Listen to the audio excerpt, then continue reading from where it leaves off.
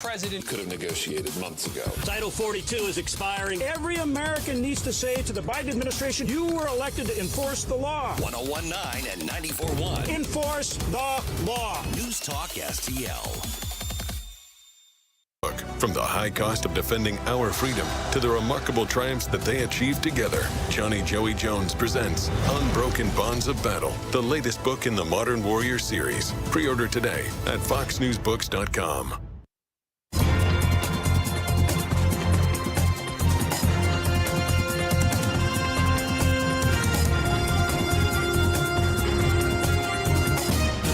Now, a look at what's happening from the Fox News Rundown. Good morning. It's Monday, May 22nd, 2023. I'm Ted Lindner, and this is the Fox News Rundown.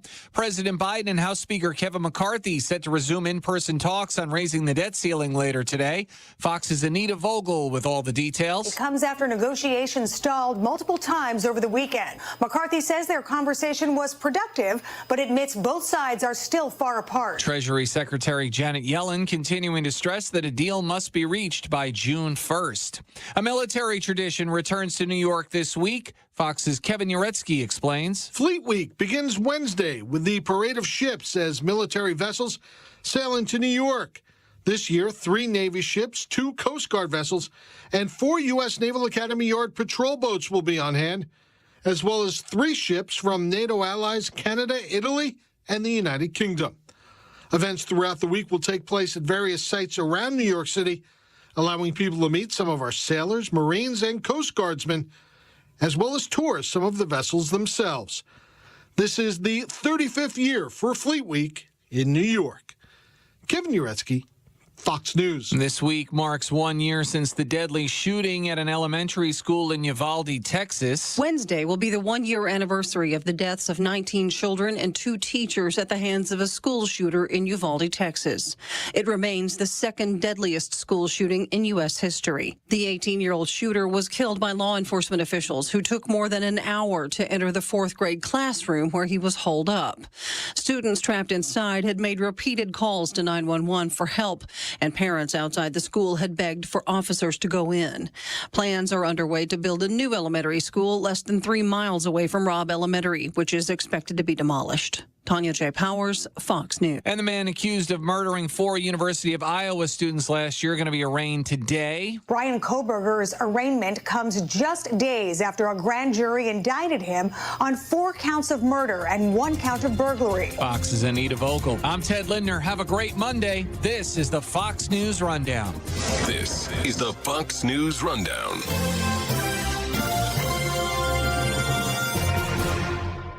This is News Talk STL at 101.9, 94.1, and newstalkstl.com. Tim Jones and Chris Arps in the afternoon. It's Monday at 4:25. We'll speak with former Senator Jim Talent, and at 5:25 we'll speak with Susie Moore from RedState.com. Tim Jones and Chris Arps, weekdays at 4 on News Talk STL. Hey, it's Columbo, and you know there's a lot to celebrate this month with graduations and family gatherings right around the corner, so do what I've done many times and let the team at Zero Res ensure you're celebrating in a clean home. And don't forget, if you book a cleaning in May, just mention the Columbo special and you'll get 3 rooms of carpet cleaned starting at just $129, plus a free hallway and $75 off an air duct cleaning. Just call 314-474-2020 or book online at ZeroResSTL.com. Oh, Hank, what a wonderful spider web you have built for us. I love this fabulous space we have right here in the corner of the kitchen. Thanks, Charlotte. I think I'll build us a vacation web in the coat closet. Oh, no. It's the pest control company again with those green wheels. They always kill the mood. This is Derek, the owner of All Solutions Pest Control. Give us a call today at 636-486-7888. We'd love to help you out. Learn more about our special $67 offer. You can visit us online at allsolutionspestcontrol.com. If a pest-free home is your goal, call All Solutions Pest Control. Are you wanting to improve the look and efficiency of your home? Well, one of the best and easiest ways you can do that, get some new windows. Window World, simply the best for less. You can give them a call today at 314-993-1800. Over 20 years in the business in the St. Louis area, over 70,000 satisfied customers. That's because Window World uses double strength glass, gives it a strength not commonly used in replacement windows. They've got the Good Housekeeping seal of approval. They've got 18 months, same as cash financing. You can get them today. 314-993-1800, windowworld.com. That's windowworld.com. For $1 a day, if any covered appliance breaks in your home, we guarantee to fix or replace it. All makes and models, washers, dryers, refrigerators, air conditioners, and more. Guaranteed to be fixed or replaced for $1 a day. Call the Home Service Club now for free information. 800-399-3701. 800-399-3701. 800-399-3701. That's 800-399-3701. St. Louis's new choice for conservative talk. Hey, good morning, everybody. Live and local. Welcome home. And whoosh, sitting in traffic, stuck in a jam, and being entertained by Vic and Thunder Stealing Ken. This is News Talk STL.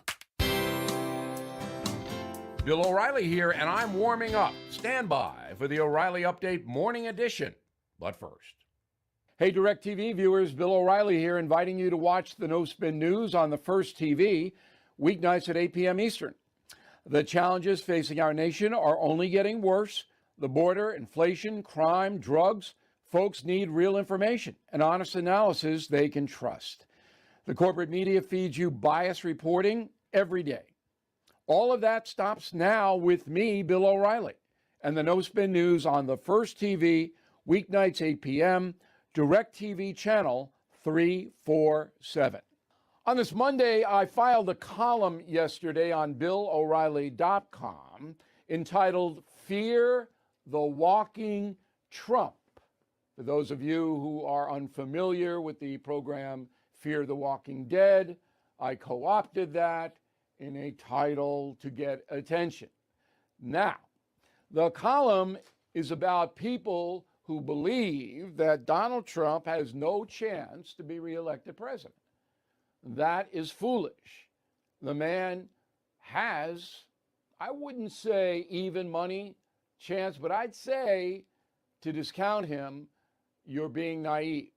There are many things that could happen to Donald Trump in the next 6 months. That's the thing we don't know. There are investigations. There are other competitors like Ron DeSantis. There's a whole bunch of stuff in motion. So there's no predictability, even though Donald Trump leads in the Republican polling right now. However, Mr. Trump has resources. He has money. He has a record. In my opinion, he ran the country fairly efficiently in the 4 years. And of course, we all know his deficits, obsessed with the election of 2020, and often speaks in terms that alienate millions of Americans. But don't be foolish. Donald Trump is a formidable candidate for president in 2024. Back after this. If you are a timeshare owner, you're probably upset that your yearly dues continue to increase. Lone Star Transfer guarantees the release of all liability to your timeshare in writing and done in a specific time frame. They're the only company you can trust, having helped more than 18,000 owners legally and permanently get out. So please call Lone Star Transfer 855-551-7066 or visit LoneStarTransfer.com. That is the Morning O'Reilly Update. More analysis later on. From the Michaels Flooring Outlet Weather Center. I'm News 4 meteorologist Kristen Cornett with your first alert forecast. Mostly clear skies overnight will drop to 57 degrees. Mostly sunny and warmer on Monday as we're back into the 80s with a high of 82. Looking ahead to Tuesday, mostly sunny and warm as well. The afternoon high, 86 degrees. That's your first alert forecast. I'm meteorologist Kristen Cornett. Listen anytime. It happens anywhere. Everywhere. Every day continues to bring more news. With the News Talk STL app. Keep St. Louis's home for conservative talk with you wherever you go. Download the News Talk STL app in the App Store or at newstalkstl.com. For podcast articles and more, find us on newstalkstl.com. Having your first cup of coffee? Mike's on his third. This is Mike Ferguson in the Morning on News Talk STL.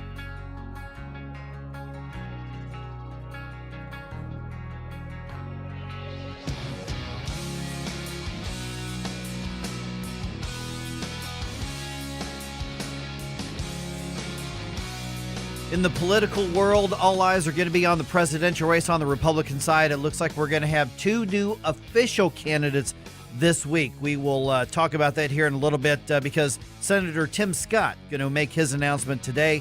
And it looks like Governor Ron DeSantis is looking at Wednesday or so for his announcement. What do you think? Do you like those additions to the campaign? There's something a little different once they make it official. So we're kind of really off to the races at this point. Good morning. Happy Monday. Thanks for making News Talk STL part of the day. Of course, at the end of last week, and it's not getting as much attention as last year, but the U.S. Supreme Court is handing down decisions. Now, they're not doing it all in one great big batch, but they did hand down one very important one in particular. We caught up with Pacific Legal Foundation's Allison Soman, and she explained why these are so important. You know, it's a little bit different when it comes to the hand-downs the last couple of weeks from the U.S. Supreme Court is this almost typically is an event. Yeah. You know, you remember the Dobbs decision last year and all these people camped out and, you know, wall-to-wall coverage of what the U.S. Supreme Court's going to rule. It was almost a little bit of a challenge finding what the hand-downs were from the U.S. Supreme Court yesterday. I mean, the social media one that we're going to talk about is obviously a big one. There's another one that people are interested in over Andy Warhol. But if you look beyond that, it's actually not top of the headlines, not above the fold on a lot of media. It's just not getting the attention that it used to get. And that's not good because the U.S. Supreme Court rulings affect our lives through and through. Is it just because maybe the subject matter is dry or is not quite as sexy and just doesn't catch the imagination, or there aren't hundreds of people camped out in protest or something like that? And it's also competing with other stuff in the headlines as well. So Allison Soman is with Pacific Legal Foundation. Allison, appreciate you being on the show here. Let's start with this social media ruling. Essentially, there was a lawsuit against Google because of the fact that ISIS was using YouTube to help recruit radicals, and then a family of an American family lost a family member to a bombing, to a terrorist attack somewhere else in the world. And the Supreme Court unanimously basically said that Google, YouTube, social media companies, Twitter, all of them, they can't specifically be held liable for what their users do, or am I oversimplifying it? So obviously this is a long and complicated opinion, but you have the correct basic idea. These are platforms on which millions of people go each day, where there are millions of messages going back and forth. These platforms can do some monitoring of the traffic that goes across them, but asking them to monitor everything that goes back and forth, it would be like asking the U.S. Postal Service to read everybody's mail for signs of terrorism or crime being planned, or asking the government to surveil all of our telephone calls. And it's very hard to do that without, one, just practically, but also interfering with people's privacy. So this lawsuit really obviously one's heart goes out to somebody who's lost a family member. I think that the court concluded 9-0 that this is just a stretch to hold these companies liable for information that essentially passively went back and forth across their platforms when they didn't really actively do anything to support ISIS. Okay, so Allison, I just want to point out that talking about the Postal Service reading all of our mail or the government tracking our phone calls, please don't give them any ideas. That's all I'm asking. Just don't give them any ideas. Good morning, Allison. Gabe Pfeiffer here. So one of the things that always kind of interested me about this particular question, is that while social media platforms enjoy the protections of being a utility, kind of, and I think that's kind of where the Supreme Court ruling kind of fell, they also act in some instances as editorials, editorial engines. They censor words, they censor the reach of certain subjects and things like that. So where did the ruling address any of those kind of secondary issues involved in this? So the ruling was careful to keep the case focused on the specific facts of this case, but it may be interesting to see where the court goes in further such cases. Okay. And so does this end the issue or the discussion, or as I understand it, are they reverting, sending it back to another court? So are there aspects of this still to be decided? I guess in a nutshell, Allison, the question is, what did the Supreme Court decide on a precedent basis, if anything? So what this case held was that Facebook, Google, and Twitter weren't liable in this specific instance for the harms caused to this particular family.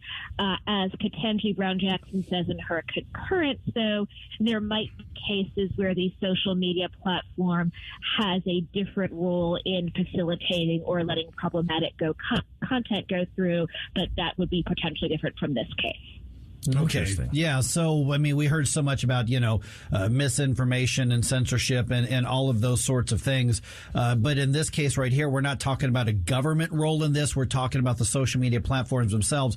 So what does this mean to all of us? I mean, that doesn't mean that if somebody slanders or libels me on social media with a false statement, that doesn't mean that I can't pursue a claim, does it? As I understand it, that's correct. Oh, I mean that I can't pursue a claim if somebody libels me or slanders me? Just that this case wouldn't really apply in that situation. Okay, got it. So if Gabe goes on Twitter and says, listen, Mike drowns puppies for, a hobby, which for the record I don't, I could still sue him. I just couldn't sue Twitter or whatever he used to say it.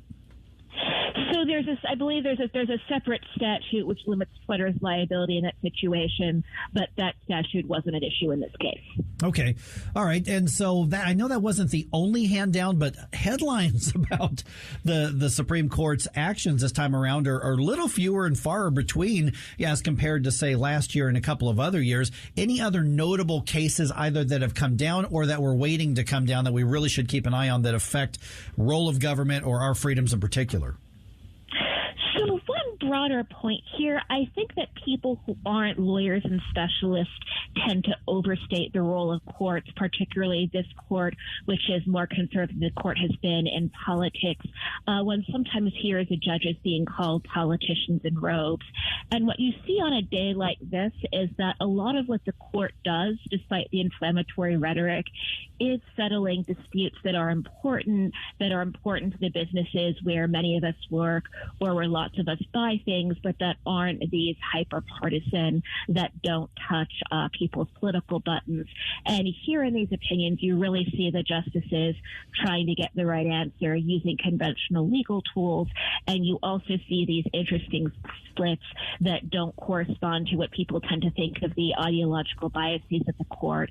So, for example, in the decision we just talked about, that was 9-0. There was also a 9-0 patent case, and there was an interesting copyright case where Justice Sotomayor wrote the majority opinion, but Justice Kagan wrote a fiery dissent, and there she was joined by Justice Roberts, who's often thought to be on the more conservative side, with the courts remaining liberal and remaining conservative, joining Justice Sotomayor.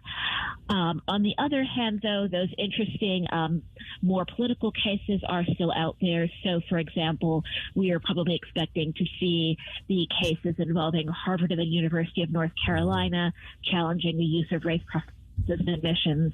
That's a very important and interesting case, and that will probably come down close to the end of the term, near the end of June. Good morning, Allison. This is Stal Ponticus. You touched on it right there with the college issue with the admissions and the race-focused item that's going on. How about the student loan plan? Is that also on the docket? So it is also on the docket. That one was heard a little bit later in the term, but that also has potential to be a big case because lots of people are watching it closely, trying to find out what might happen to any loans that they might hold. Again, that I suspect has the potential to be decided later in the term.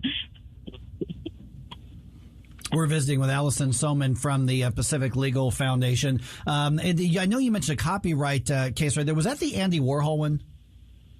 That's right. Yeah. Okay. So I didn't even know that was on the docket. This is really interesting. What was it that was at stake in this one? No, it had to do with a photograph and some copyright material, but it was a little bit weird. I mean, which would be appropriate for anything related to Andy Warhol, but.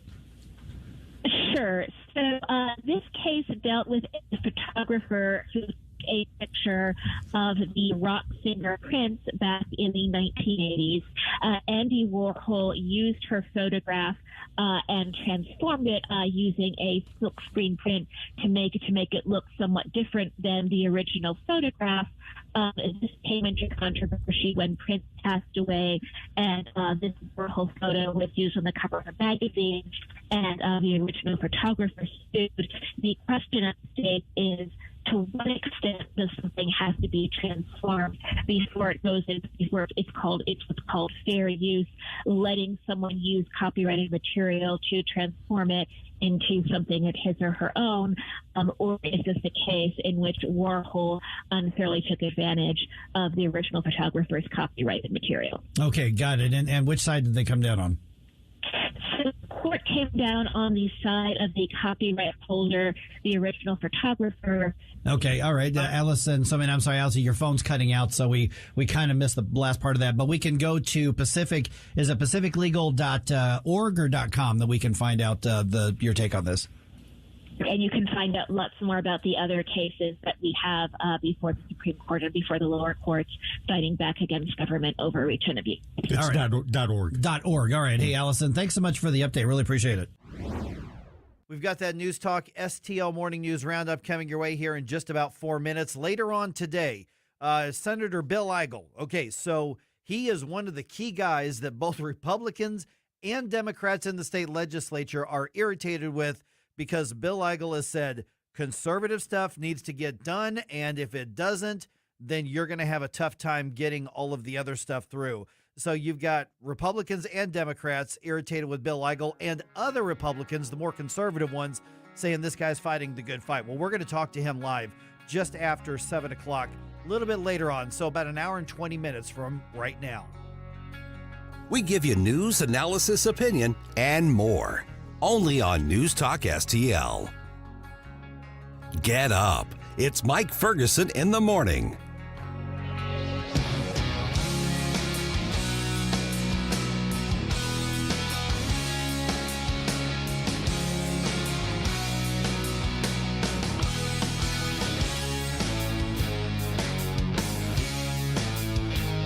Columbo and Katie. Tim Scott is in the 2024 presidential race. Will this be the week that Ron DeSantis makes it official as well? Katie's back on Monday, and we'll talk about that and everything else you need to know to start your week.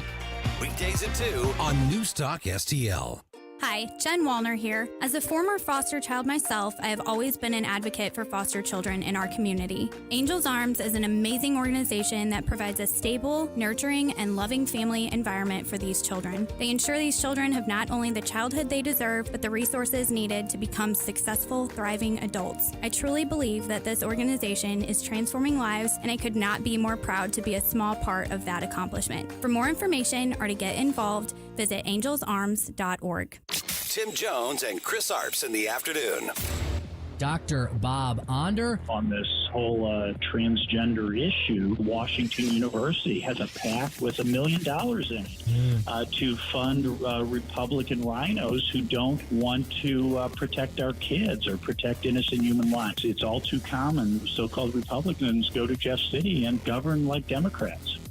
Tim Jones and Chris Arps. Weekdays at 3:30 on News Talk STL. How'd you like to eliminate your expensive cable bill forever or get new satellite internet where cable can't go? Well, now you can have affordable satellite internet service for a few dollars a day. All you need is a mini satellite installed, and you can have unlimited internet connections wirelessly in your home or office. And no cable boxes means unlimited connections and no clutter. You can surf the internet or stream any of your favorite television services with no cable. And the best part is, satellite internet service costs only a few dollars a day for your entire home. Yes, fast internet to surf or stream television for a few bucks a day. Call now for free details and learn how to drop your expensive cable bill. 800-696-2871. 800-696-2871. 800-696-2871. That's 800-696-2871. This news update brought to you by Anton's Plumbing and HVAC. Call Anton's at 314-338-3941 or visit them at antonshvac.com. Hey, this is Larry Connors. Make sure you're listening later today at 6 o'clock on News Talk STL for my show, Larry Connors USA. Now, back to Mike Ferguson in the morning.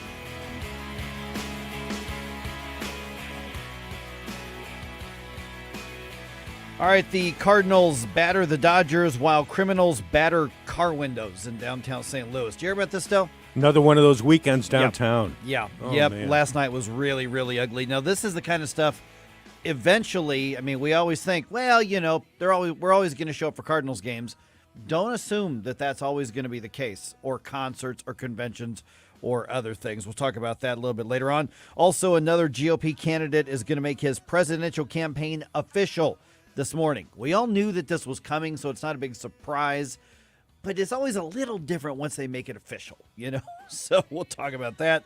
And also the Missouri State Senate's resident troublemaker, at least according to both Democrats and moderate Republicans, and some conservatives. He joins us at 7:05. Bill Eigel is going to talk to us about digging his heels in during the legislative session this year and about his campaign for governor. It is 5:51 right now. That's Stell. I'm Mike. Okay, we're going to get to the good news about Sunday's Cardinals game in a few minutes, but first, the bad news about what happened. Dozens of car break-ins and one carjacking happened around the stadium last night during the game. Calls started coming in during the Cardinals game, and then people went out after the game celebrating a big Cardinals win and finding out that their cars have been smashed. Police say around 30 cars were broken into at parking lots right around the stadium, and a woman was carjacked at gunpoint at 4th and Walnut. So far, no arrest in any of those cases as of early this morning. Great. We got a new police chief. We got a new circuit attorney. That hasn't changed anything in the days and weeks, which we knew was going to be the case. But this is the kind of thing that eventually all of these things that people go downtown for, the few things left people go downtown for, these are going to be in danger unless the city can get a handle on this. And yeah, that City Hall, that means you got to stop defunding the police. It's the same old story. And I hate to add this on, too, because you didn't mention it, and I hate to mention it. There was a shooting with a killing on late Saturday night, actually early Sunday morning at 2:30 near the Four Seasons Hotel downtown by the riverfront. See, that's the Four Seasons is such a nice place. I mean, that's like where my wife goes with all of her girlfriends. We do spa nights, and frankly, we that's where we are. Our wedding night was at the Four Seasons. That's where all of our wedding pictures were taken. So I mean, that's where our first, So it's such an area. There's no place in downtown St. Louis. There's really no place in St. Louis, but especially downtown St. Louis, that is immune from the violence. And that nice rooftop is also on there. Yeah, absolutely. Yep, been there. Yep. Oh, man. All right, we're going to get to that in a little more detail here in just a little bit. President Biden, House Speaker McCarthy held more talk Sunday on the debt ceiling, talking about, that debate on Fox's report with John Scott. Republican Congressman French Hill, you know who he's blaming? He is blaming the Democrats. He's blaming the president. He's blaming the leftists. We want to go back to normal. We want to go back to pre-pandemic spending. We want to go back to a day when Democrats and Republicans both thought the smallest deficits were the best. Yeah, and how about no deficits? That would be even better. On Face the Nation on CBS, Democratic Congressman Josh Gottheimer, I think is how you say the name. He says, this is really, really bad. Everybody needs to take notice. The risks are just too significant, as we all know, both to paying our debts and what that would mean with our reputation in the world. And obviously the government of China would love us to default. And then, of course, people's savings, their 401ks, and the risk, which is clearly real, of sending us into a recession if we default. That has to not even be an option. And according to the Treasury Department, and, we'll find out whether or not this is maybe we'll find out whether this is true or not. They say that bills could stop getting paid and defaults could begin really in just about a week and a half on June 1st. I don't think that's going to happen. It's going to come to that. But the closer we get, the more that the politicians on both sides say, hey, this is actually a really, really crucial thing here. Something's got to be figured out. So, Stell, it's going to come down to who's going to blink. Is the president going to blink, or is the Republicans going to blink? And those negotiations need to continue. At least Biden's coming back home from his G7 summit. So he's not visiting Papua New Guinea and whatever the other nation was. And maybe he realizes, okay, I need to get back. We need to get this thing fixed. Yeah, we'll find out what happens. Okay, the race for president is in the spotlight this week. Starting today, Senator Tim Scott is going to make his formal announcement just a little bit later here. He's been in the exploratory committee phase. Remember, we had a good laugh about that because that means you're running for president most of the time. He's been in that phase for a few weeks. His campaign announcement is scheduled around 10:15 our time this morning. So, 4.5 hours away. That's going to happen in Charleston, South Carolina.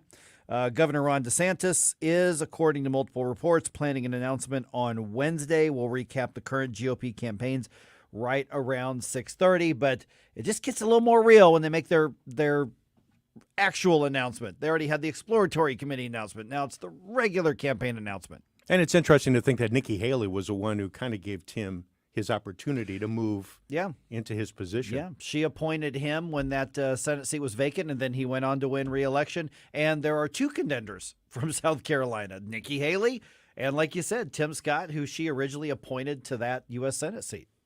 And I like Tim more than Nikki, but that's just me. I agree. No, I agree. I'm kind of a Tim Scott fan. I'm not one of those that bases everything on a political candidate. They all have faults. But no, if you said vote right now, Tim Scott or Nikki Haley, Tim Scott, no brainer. Mm-hmm. Absolutely. I totally agree. Okay, let's see here. What else we got? The Cardinals. Okay, man, Cardinals remain the hottest team in baseball right now, without a doubt. Last night's 10-5 win over the Dodgers gave them a 3-1 series win over the Dodgers. Paul DeJong had a home run in the series finale last night. The Redbirds are now in third place in the NL Central, and they are just 5 games back. So this whole thing about, oh, man, it's going to be really hard for them, the odds are against them. Hey, they are moving steadily right up the standings. They start a 4-game series on the road against the Reds tonight. First pitch is at 5:40. And I say this, Stell, and I just realized I wore my Johnny Bench T-shirt today, the day that the Cardinals are starting a series with the Reds. That's right. Listen, the shirt's about Johnny Bench. He made me want to become a catcher back in the 1970s. So go Cardinals. Just to clarify, anybody who's watching on Rumble right now. Okay. Jeez. I'm literally reading wait a minute, this is my Johnny Bench. Wait a minute. No, it's not. That's what you get for dressing in the dark. Which I literally do. I just grab the T-shirts, grab the jeans. Oh, geez. All right, crime in downtown St. Louis. There's only so much longer that anything's going to be viable unless leaders get a handle on this. The flow of information. This week on News Talk STL. Take a look at what's going on. To get to the bottom. News, analysis, opinion. Highly credible whistleblower describes an alleged criminal scheme involving President Biden. This is on the president. He could have negotiated months ago. Title 42 is expiring. Every American needs to say to the Biden administration, you were elected to enforce the law. 101.9 and 94.1. Enforce the law. News Talk STL. 1949, the last time a Republican held the top post in St. Louis City. A gallon of milk was 84 cents. Ted Drew's opened on Chippewa, and streetcars ran down Grand Avenue. The city was booming. Unfortunately, St. Louis city streets are no longer the epicenter of family and business life. In the 80 years of Democrat control, our city has been on a steady decline. St. Louis City Republicans believe it is our duty to provide a different path forward. Learn more at stlouisrepublicans.com. Paid for by St. Louis City Republican Pat Curtis, Farber Treasurer. Attention! This is a public notice from the Social Security Disability Helpline. If you're one of the millions of Americans who are disabled and unable to work, you may be eligible for disability benefits from Social Security. Receiving benefits is your right. If you suffer from physical or mental disability, whether you're applying for the first time or you've already been denied, we can help. We'll evaluate your situation and deal with Social Security on your behalf. Best of all, there's no fee until you receive your benefits. Remember, we only get paid if you win your case. There are many reasons and conditions that may make you eligible for disability benefits. Many of them you may not be aware of. So if you're disabled and unable to work, call now to get started with your free, no-obligation consultation. 800-797-0711. 800-797-0711. 800-797-0711. That's 800-797-0711. KLGY HD3 Clayton, K270BW Bellefonte, KNBS Bowling Green. This is News Talk STL at 1019, 94.1, and always streaming at newstalkstl.com. News this hour from townhall.com. I'm Rich Thomason. With President Biden back home following the G7 summit in Japan, he and House Speaker McCarthy will hold another face-to-face meeting today, resuming their debt ceiling discussions. After cutting short his foreign trip, the president will meet in person at the White House with McCarthy in search of a deal to avert a federal default. The two leaders spoke by phone Sunday afternoon as the president was returning home on Air Force One from Japan. The speaker described the call as productive. They face an upcoming deadline when the government could run out of cash to pay its bills. Treasury Secretary Yellen says June 1st is a hard deadline. Greg Clugston, Washington. He's about to toss his hat into the ring. South Carolina Senator Tim Scott planning today to formally announce his bid for the Republican presidential nomination. Now, back in April, Scott formed an exploratory committee to investigate making a run for the White House. The International Space Station getting ready to welcome 4 astronauts due to arrive later today. Saudi Arabia's first astronauts in decades are joined by 2 Americans on board the chartered multi-million-dollar SpaceX mission. Suffolk County, Long Island, the latest New York county to investigate ways to keep from being overwhelmed by an influx of illegal aliens sent there by New York City. We cannot stand by and allow the residents of Suffolk County to further burden the failed policies of Biden, Hochul, and the Adams administrations in dealing with this crisis. Suffolk County Republican legislator Kevin McCaffrey, his remarks carried by WABC TV. Lawmakers looking at hiring legal counsel to investigate the county's options for keeping the migrants out, since its towns lack the resources to deal with them. Watching Wall Street, Dow futures are down 13 points. NASDAQ futures off 23. S&P futures 4 points lower.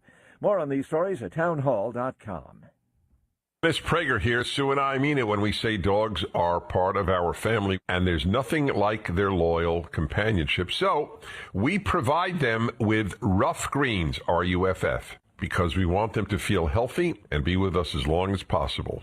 I know Charlie Kirk feels the same way. The Pragers and I couldn't agree more. I rely on my trusted furry friend, Mr. Briggs, who's an absolute machine, and he relies on me to provide what's best for him. Naturopathic Dr. Dennis Black has packed Rough Greens, not a dog food, but a supplement full of vitamins, minerals, digestive enzymes, and omega oils that Mr. Briggs absolutely needs and loves. Trying Rough Greens for your dog just makes sense. Greetings, Naturopathic Dr. Dennis Black here. I'm honored that the Pragers and Charlie trust their dog's health to Rough Green. I'm so confident that Rough Green can help your dog too that I'm offering you a free Jumpstart trial bag. Just cover the shipping. Yes, dog food is dead food, but it doesn't have to be. Go to ruffgreens.com. Flash commercials. From the Michaels Flooring Outlet Weather Center. I'm News 4 meteorologist Kristen Cornett with your first alert forecast. Mostly clear skies overnight will drop to 57 degrees. Mostly sunny and warmer on Monday as we're back into the 80s with a high of 82. Looking ahead to Tuesday, mostly sunny and warm as well. The afternoon high, 86 degrees. That's your first alert forecast. I'm meteorologist Kristen Cornett. This hour of News Talk STL is brought to you by Rodney and Jen Wallner and the entire Wallner home selling team at Berkshire Hathaway. Call them today at 314-810-SOLD. 314-810-SOLD.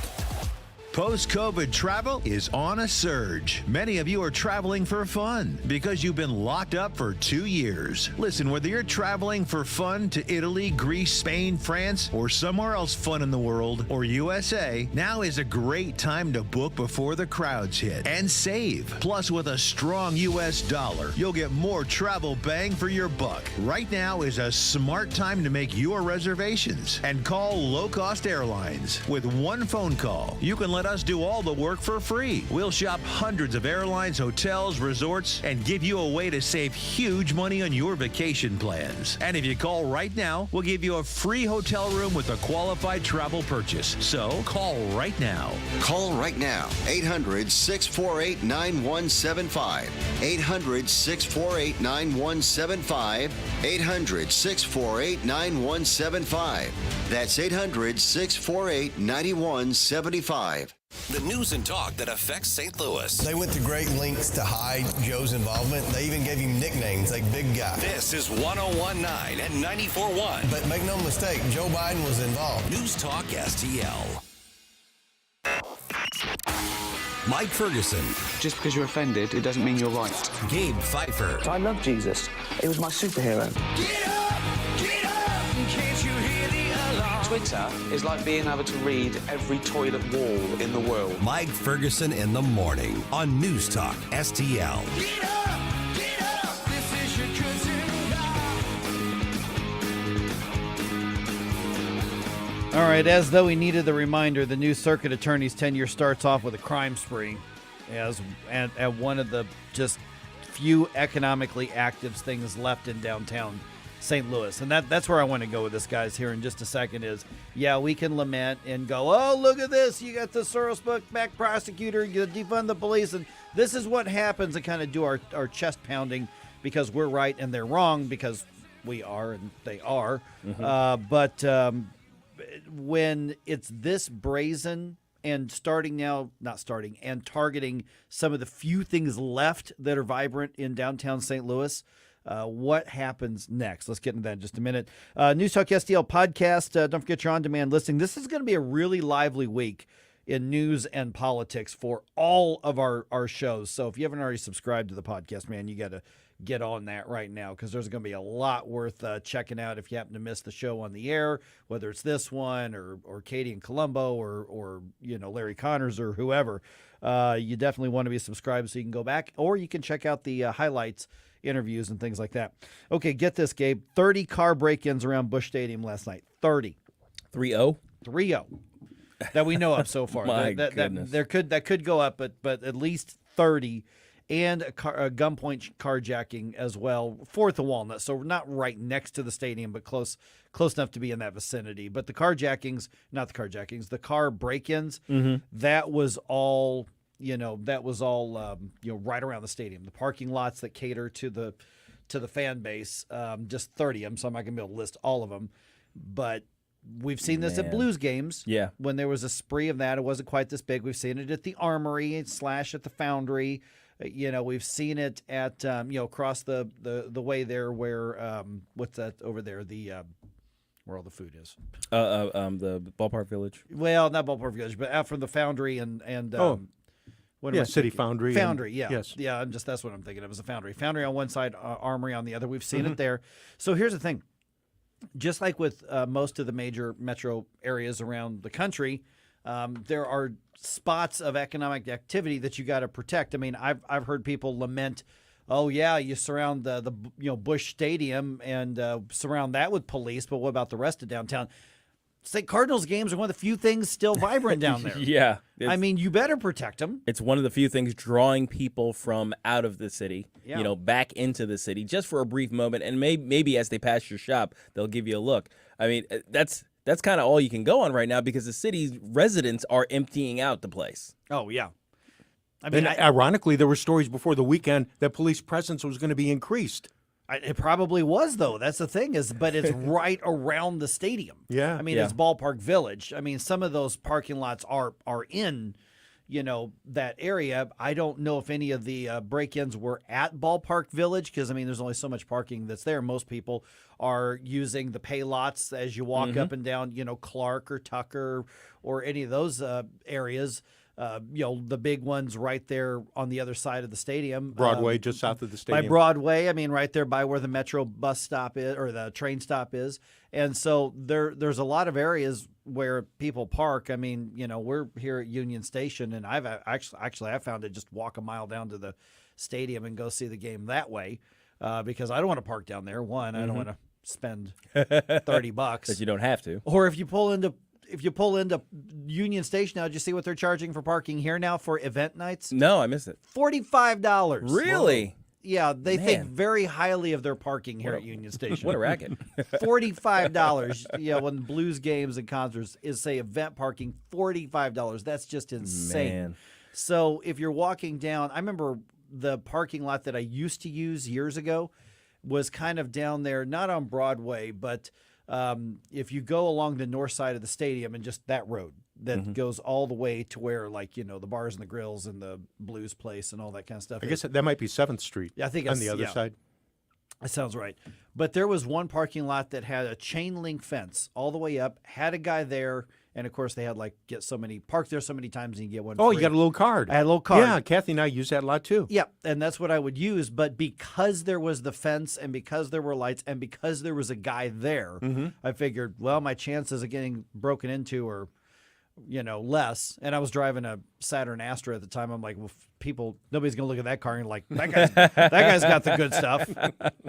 But this is that combination of what happens with, first of all, it's the summer crime season in St. Louis, and you've got a circuit attorney who just got appointed on Friday. It's going to take him weeks or months to try to get things under control within the office. The criminals know they still have basically free reign throughout St. Louis. And this is not something that has spiked recently. This is because of everything we've been warning about, not just here in St. Louis, but all across the country over the last years. You know, what happens when you defund police, when you de-emphasize locking up bad guys. This is what you get. And so the thing, Gabe, is that the few things that are left that are vibrant downtown, ball games, you've got Cardinals, obviously, the main one. You've got the soccer thing, you know, on the other side of Union Station. Battlehawks brought in 30,000+ people per game to the Dome. If these things become regular, what's going to happen is fewer and fewer people are going to be willing to go downtown at night.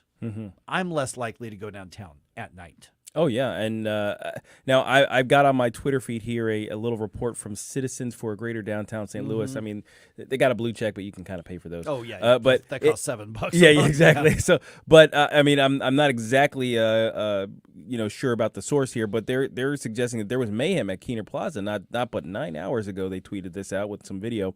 I haven't watched the video yet, but apparently there were multiple groups of teens fighting around Keener Plaza. So, among the various things that could be going on, I mean, and the video shows daylight, so it's not only just at night. You know, it's not only, and the mayhem is all over the place. This speaks to what we were talking about, that, you know, this isn't going to go away when Kim Gardner leaves office. You know, the damage has already been done. We were already kind of in the toilet in regards to public safety, and it's going to get worse before it gets better. And Estelle, to your point, I bet there was an increased police presence, but the thing is, increase is relative. You know, exactly. The police force is working at definitely less than optimal position. It's like if at one point they were at 100%, they've recently been at 40%. They increased, so now it's 50% presence. It's like you're still half as covered as you used to be. Then you bring up Keener Plaza. That's been a sore spot for a couple of years, and off and on we see situations happen along Market Street, right there at Keener Plaza. I've driven by numerous times where I've seen 10 to 15 cop cars all of a sudden show up, and I realize, whoa, there's some sort of altercation going on in the plaza there, right across from Union Station. So, yeah, it's a really serious issue. It's a mess. I mean, I know that when I've got friends or family that are coming through town, they're like, hey, where do you think I ought to stay? And I always say, don't stay downtown. Don't stay in the city if you can avoid it. You know, and they're like, yeah, but that's really close to all my stuff. I'm like, okay, well, don't go out at night. Right. I just, there are other places that are safer, and that's not the way it should be. But that's the way that it is. And you know what? I see a car go by me with out-of-state plates, especially with stuff sitting in the car that you can see. Oh. And I wish so bad that I could just roll down the window and tell them, hey. Don't park that here. Exactly. Yeah. Exactly. Oh, yeah. But, we know this. The frustrating thing is we know the solution. Oh, gosh, yeah. And what's going on is that the leaders won't do it. because it runs counter to their leftist ideology. And so when you think that this is just about, we think we've got better ideas than they do, yeah, but we're also looking at the very real world consequences. And what's the response in City Hall? Well, they're now working on a bill to ban people from open carrying downtown unless you've got a state permit, which, I told you, hardly anybody goes to get the concealed carry permit anymore. Like, if you don't have that concealed carry permit, then you can't open carry. They can't do anything about the concealed carry, and honestly, this would be anti-Second Amendment. But that's their response, is just to continue to say guns, guns, guns, guns, guns. Well, guns weren't used to do all the car smash and grabs. That's just criminal element. What are you going to do about that? By the way, the criminal element's also who uses the guns. Oh, yeah. And the other thing, too, is criminals don't open carry. Right. You know what I mean? Yeah. So what you're setting up with that little law is basically somebody who decides to open carry, because we're an open carry state, is going to get accosted by the police to say, show me your paper, show me your papers. And instead of going after people who are smashing and grabbing cars, they're going to be talking to that guy. Yeah, exactly. So basically what we're looking at is more posturing by City Hall, when what they need to do is start backfilling all of those patrol and detective positions, while the new circuit attorney's got to get to work hiring people or tapping into the resources around. I have a feeling he's going to hit the ground running. So they'll see some improvements. But remember, there's a massive backlog. It's like a big funnel. I mean, once you open up the funnel a little bit more, eventually you'll get caught up, but it's going to take a while. One other positive note, though, about the new circuit attorney. Maybe the only positive note so far. His first name is Gabe. Oh, yeah, that's right. That's true. That's right. That's true. Hey, we're rare, but we're special. Okay, just ahead here. Speaking, you mentioned the out-of-state tags. How about the in-state tags that are just way out of date? Oh, yeah. There was actually a bill that made it through the legislature on the Missouri side to deal with that. I'll tell you what it is, the good and the bad of it, but also, man, people get mad when they see out-of-date tags. Yes, I do. Okay, I want to know why. Same. Just here in a few minutes here. You guys got to explain it. I am amused by it. Tell me why you're upset. Right around 6:20 here on 101.9, 94.1 News Talk STL, because it is a St. Louis tradition. Like and subscribe to us on Rumble. News Talk STL. Get up. It's Mike Ferguson in the morning. Hey folks, Tim Jones here, excited to tell you about one of our newest clients. I've been a customer of them for years, Professional Irrigation Systems. If you're tired of dragging hoses around your yard to keep your grass alive every summer, now's the time to make your life easier. Residential irrigation installs in one day, custom designed for your property. They will enhance your curb appeal. They've also got landscape lightings, makes the architecture of your home stand out, making all your neighbors envious. Fertilization packages as well for all your lawn care needs and great financing options. ProIrrigation.com, 636-692-4441. ProIrrigation.com. Getting a new floor for your home can be intimidating and a little scary, but that's not the case when you go to Michael's Flooring Outlet. Katie here, and my mom and dad used Michael's, and they had a great experience. They've been a locally owned and operated family business for more than 30 years. You want variety? Michael's has carpet, hardwood, laminate, ceramic tile, luxury vinyl, natural stone, and many other options. Shop in-store at one of their 3 locations in Creve Coeur, Dardine Prairie, or St. Peters. Check out everything that Michael's has to offer at igotfloored.com. From home improvement to replacement, do-it-yourself electrical projects can be shocking. That's where Grasser Electric can help. They've been lighting up St. Louis for years. From ceiling fans and dimmer switches to repair or replacing your electric. No job is too big or too small for your home or business. Grasser Electric will even install emergency backup generators. So call Grasser Electric today before the sparks start to fly. 636-441-5200 or go to grasserelectric.com. I'm Susie Moore, and this is More to the Point. No one likes having their intelligence insulted. That may be prideful in itself, but few things sting more than being taken for a big dummy. Democrats, of course, are no exception to this. And congressional Democrats took the principle one step further on Thursday during the House Judiciary Subcommittee hearing on the weaponization of the federal government. While Texas Representative Sylvia Garcia, who distinguished herself in the March Twitter Files hearing by admitting she didn't know what a Substack was and asking independent journalist Michael Schellenberger if he and Barry Weiss were in this as a threesome, took umbrage at the implication she might not understand what a whistleblower is, the committee Democrats as a whole did their utmost to defend the honor of their now beloved FBI and its intelligence role. Indeed, some on the committee did everything but bare their teeth and hiss at Thursday's witnesses for daring to call out the agency for its overreach and retaliation. And don't ever forget Chuck Schumer's ominous 2017 warning, "Let me tell you, you take on the intelligence community, they have 6 ways from Sunday at getting back at you," with tacit approval. It's amazing how protective those in power become of the intelligence community when its sights are set on their political opposition. Susie Moore is Deputy Managing Editor for RedState.com. For more to the point and everything Susie Moore, log on to RedState.com. Follow Susie on Twitter at SmoozyQ and keep listening to 1019 and 94.1 News Talk STL. This hour of Mike Ferguson in the Morning is brought to you by Stifel. Request a portfolio review from your Stifel financial advisor at Stifel.com. That's STIFEL.com. Hi, it's Dan Bongino here, and I'm proud to be on News Talk STL every weekday from 11 to 2. Right now, you're listening to Mike Ferguson in the Morning.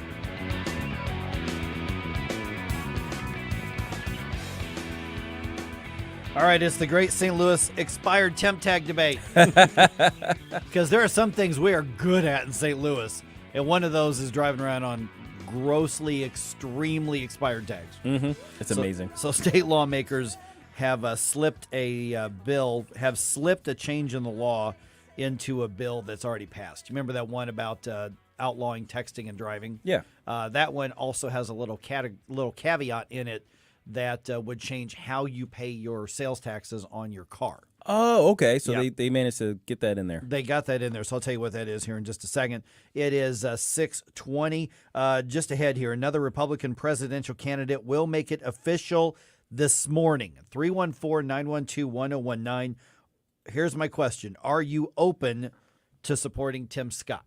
Are you open to hearing him out and possibly supporting him over the other candidates? We'll talk about that, like I said, right around 6:35. By the way, what in the world happened in this studio over the weekend? Oh, yeah, there's all kinds of stuff going on, guys. You're going to have to... That little table that's normally next to you for your coffee? Yeah, and stuff? my table, it's back here in the corner now with a broken leg, and it's just all kinds I'm like, what's going on here? So now I'm doing the verboten thing, and I've got my coffee on the console. Oh, You're not supposed to do that uncovered coffee. So don't tell Gino the engineer. Yeah. But I was looking through the our Rumble feed, and I'm like, well, who is in the? Oh, wait a minute, Nick did a show live from the studio. That's got to be Nick. Oh, it was Nick Nick. Schroer threw a party and didn't invite the rest of us. Actually, I heard Nick and Tony were together on this one. Maybe they had a WWE throwdown sort of thing going on. I don't know. I texted Tony a little bit ago, and I said, what happened in here over the weekend? Did you guys have a party in here and not invite anybody? A little bit of a rager or something. Okay. So here's what's going on. Okay, so this part of that law I just mentioned, what it would change, and are you good with this? When you go buy a car, you would just pay the sales tax on the spot, and then they're putting in there's a computer system that car dealers could get, so eventually you could drive off with your license plate. Okay. Instead of a temp tag. Now, the Car Dealers Association says that'll reduce temp tags by like 90%. Yeah, absolutely. Because if I still buy your car, I would still need to go get a temp tag. Right. So yeah. So the private, unless I can do my thing right on the spot. Private sales, yeah. Right. You're going to have to deal with that. Right. So now, my question is, can the taxes be rolled into the financing? Okay, so I'm glad you brought that up, because the pro of this is that there would be less of the temp tags. Now, I know people get really mad about this, and I see do. it, and okay, tell me why. I am amused by this. I'm like, oh, there's one from 2021. Get a picture at the stop sign. But I know you guys aren't the only. I think most people see it the way you all see it. When you see somebody who's got a temp tag that is year or years, what gets under your skin about that? Well, now, granted, I hate taxes. I hate having to pay taxes. I hate what they do with my taxes. I hate that, I don't think I'm getting my money's worth in government services. But because I do pay my taxes, I am paying for whatever government services are paid for by those taxes that everybody else gets to use. I did my due diligence. You do yours, because right now you're living free on my dime, and I don't like it. Yeah, Kathy would totally agree with you, because she handles the bills and she has to come up against this thing all the time. And when we lived in the city, you have an opportunity to see a lot of cars parked on the street as you're either driving to the grocery store or you're driving to work. Didn't matter where it was for me. I would invariably drive by vehicles that had not only the outdated tags, but also would have plates from Illinois. And I knew that those people lived in Missouri. Okay. So you're getting stuff from Illinois, too, because that's been an issue in the past also with folks getting license plates from dealers over in Illinois. Not auto dealers, but, crime dealers on the Illinois side. And all of that stuff is so irritating, especially from Kathy's perspective of, hey, I pay my bills on time. I take everything very seriously, and I try to make sure that everything's done properly and above board like you do, Gabe, and that frustrates her to no end. So here's what would change is that the law would require auto dealers to collect the sales tax, but that would go into effect when a new computer system for reporting sales authorized, and it's been authorized since 2020, saying, hey, we're once things get to the point where we can technologically do this, they're going to legalize that, and that'll be implemented another couple of years or so. So here's the thing, is that to your question, the answer, can you roll that into your finance? The answer is yes. Okay. Which is a terrible idea. You should never do that. Oh, yeah. I mean, in terms of what you end up paying for it, yes, that becomes a problem. But of course, paying your taxes is better than not paying your taxes. Yeah, here's why I say you should never do that. Because in some areas around Missouri, and I was looking at the St. Louis Business Journal's report on this, the sales taxes could be up to 11%, depending on where you are. Yeah, it's significant. Right. So, but the example that they had is if you bought a car, or let's say a really nice top line car, $50,000. You're going to be paying $5,500 in taxes. Yeah. So you buy a car for $25,000. You're looking at $2,700. And that's why the people who get stopped with temp tags that have expired for months or years, well, they don't have $2,000-$3,000 to pay right up front. So this would take care of that. So here's my thing: if you can't afford $2,000, $3,000, $4,000 for sales taxes. You can't afford the car. That car is too expensive for you. Because here's what happens if you roll those taxes into that financing, whatever you're paying on that interest, so 7%, 8%, 9%, 10% APR, you are now paying compound interest on the taxes that were already sent to the government. Right. Financially, fiscally, that is an absolutely insane strategy. You should never do that. If you can't afford to pay the taxes on the spot, or you can't afford to buy the car and then drive to the DMV and pay it, especially, or at least within the next 30 days, you can't afford the car. Yeah, I mean, that needs to be in your consideration. It's like, okay, how much money do I need to put down on this vehicle? I mean, that's kind of like, let's think about what's going through your head when you hit the dealership. How much do I have to put down? How much can I afford in monthly payments? Blah, blah, blah. Well, your taxes need to be in that money down consideration, right? So I agree with you, Mike. That's the best way to go. But apparently nobody does it that way because nobody's paying the dang taxes, and we end up with temp tags all over the place. Plus, you have that other lovely aspect of personal property tax. Oh yeah, which shows up afterwards. You don't really think of it when you're sitting in the dealership, right? But at the end of the year, guess what? You're going to get this thing in the mail. Just as much a yearly cost as the financing cost, right? So you all those things need to be taken into consideration. You'd think those disclosures would all be required by law, the way they have all these other disclosures that you just kind of initially you never read. So maybe it's in there actually. Maybe it's in. Well, those... it will be. No, I mean the disclosures for all of those things, and it's like, oh yeah, you have to be reminded that you have this tax and this tax and this is like I acknowledge that I have the and you know. I mean, I bought my SUV at Weber Chevrolet. And I was surprised because I was ready to pay the taxes like on the spot. And before that, I just had I'd bought cars, from people and stuff. So when I bought that, I'm like, okay, and sales tax, like, well, you pay that to DMV. I'm like, well, why don't I just pay you now? Right. Well, that's not how that works. You can do that in Illinois, but you can't do that here. Okay, well, I say soon, within a couple of years, you will do that in Missouri. I think that's a good move. It is, but I will be shouting from the rooftops. Do not finance your tax payment. Yeah. You are costing yourself over the life of that car loan probably hundreds or thousands of dollars more, and it becomes more insidious because you're paying interest on taxes, and the government already got the money, and you are financing your payment to the government. Don't do that. It's gross.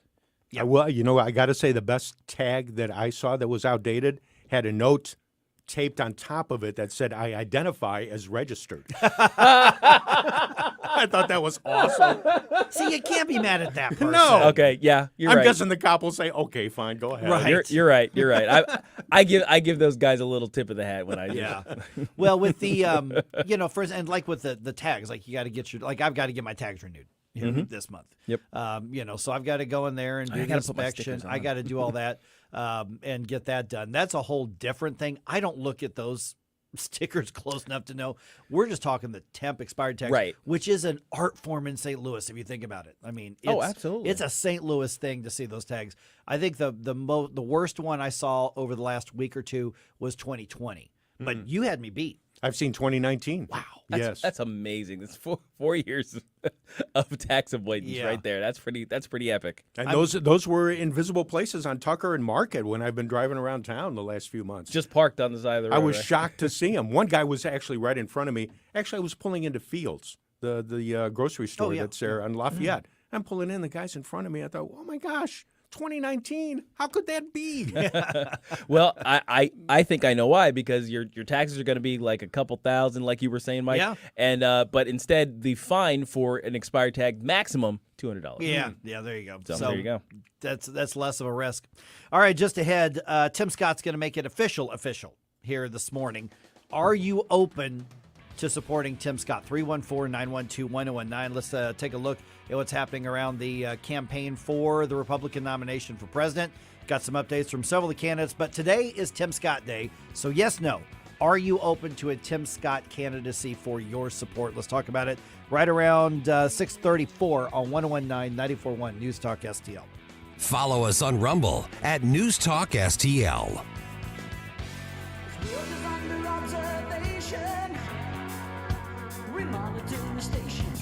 Get up. It's Mike Ferguson in the morning. Subscribe and watch your favorite News Talk STL shows. Mike Ferguson in the morning, The Vic Porcelli Show, Columbo and Katie, Jones and Arps. Webcam streaming on Facebook, Twitter, Rumble. Subscribe and watch News Talk STL. From the Michaels Flooring Outlet Weather Center.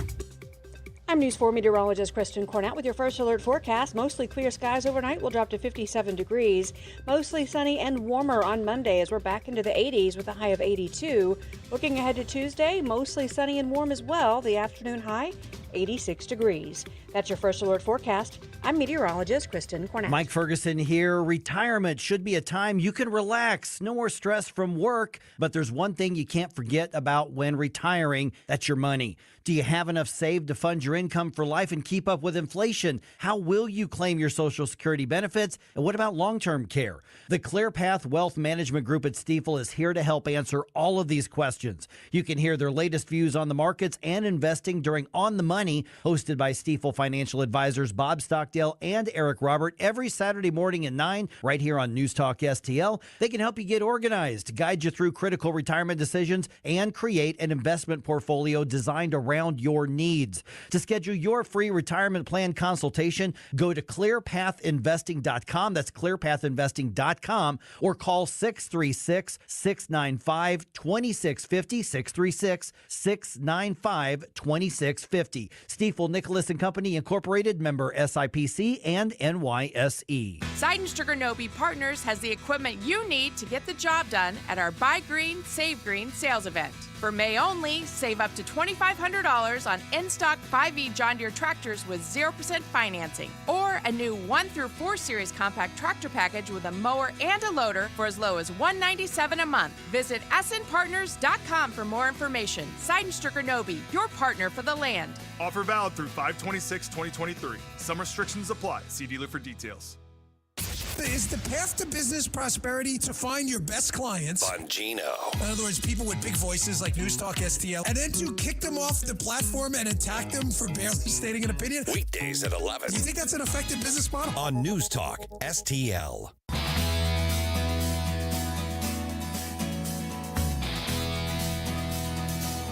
Hi, this is Kira Davis, and you're listening to Mike Ferguson in the Morning on News Talk STL.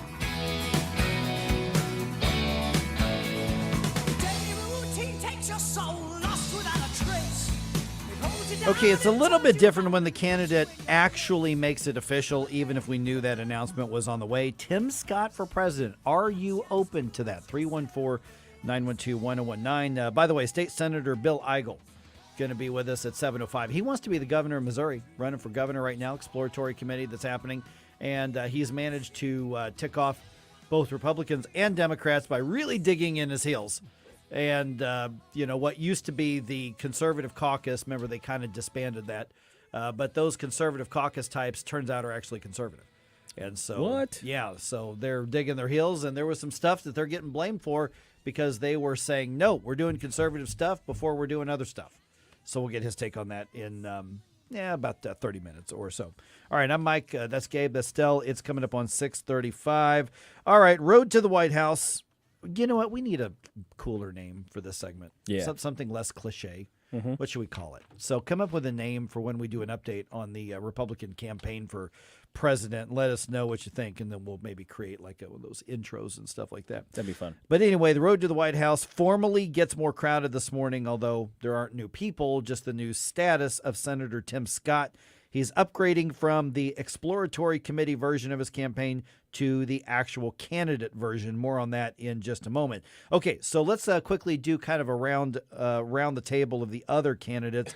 Vivek Ramaswamy was actually in Chicago. He was in Illinois on Friday, and that was part of his effort to reach out to minority voters. He told Fox News Live that being America first, in his mind, means hearing voices of all the voters. America First, to me, includes all Americans. And this is a community in Chicago that has been deeply frustrated by the fact that they're moving migrants, illegal migrants across the border, to a community that they're not getting $7,000 a month. The people who are born live there. Yeah, so he's going places other candidates generally aren't, in addition to doing the, conference, convention and college campus thing, but going into the south side of Chicago. And still, for those who don't know Chicago, south side of Chicago is the rough area. Hey, big props to Vivek for going into those neighborhoods. And you know what? Chicago's going through some really tough issues here with a mayor who's worse than the previous mayor. Oh, man. And this guy comes out with an idea on new taxes.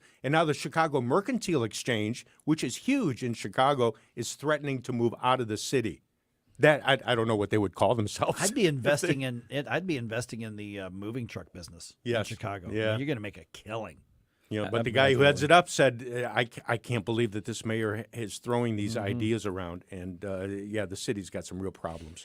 It's pretty sad that Vivek going into the south side of Chicago is such a big story for a Republican candidate. This should be the norm. That's a good guys. That's a great point. It's like why is this so special? And oh my gosh, out of the box. It's like there are voters there. It's the people who have concerns, people who are actually literally suffering under the yoke of dealing with Democrat policies.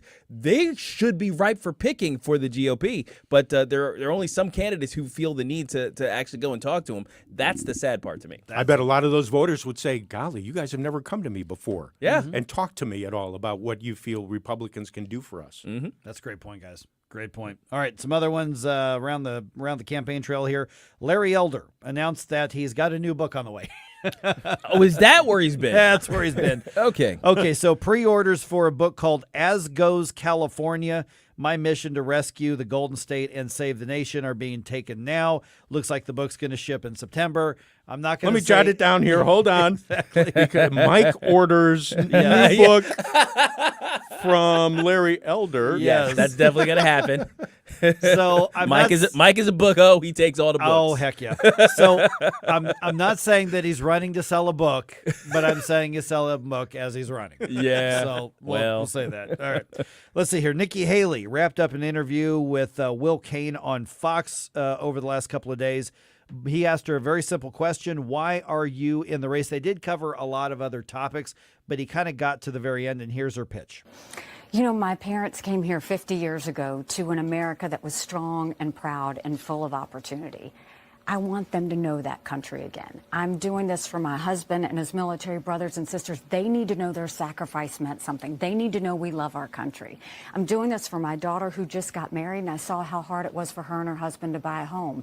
And I'm doing this for my son who's a junior in college, and I see him writing papers of things he doesn't believe in just to get an A. That's not us. That's not America. 78% of Americans right now don't think their children will have as good of a life as they did. We have to change that, and I'm determined to do it. I appreciate that. Tell your son the A is not worth it. That's right. Tell the truth. It's true. That's absolutely true here. Ron DeSantis, multiple reports is going to be announcing this week. That's the media report. They're sticking to their story that they say he's going to announce this week, possibly on Wednesday. We'll see. Yep. He was at a roundtable sort of town hall event in New Hampshire, at an event hosted by several members of the New Hampshire House of Representatives, discussing some of the things that he accomplished as governor so far in Florida. You look at what we've been able to accomplish, there is something in there for anybody in terms of the issues that we tackled. We did a record. I set the previous record for tax relief in Florida. Last year we did about $1.1 billion.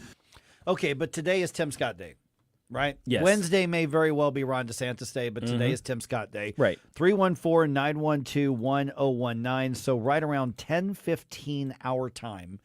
They were going to do this at 11:03, but we called him. We talked to him. We're like, listen, don't screw over Vic Porcelli. Yeah, like please, this. please, so guys. do it before then. He's been through enough. So,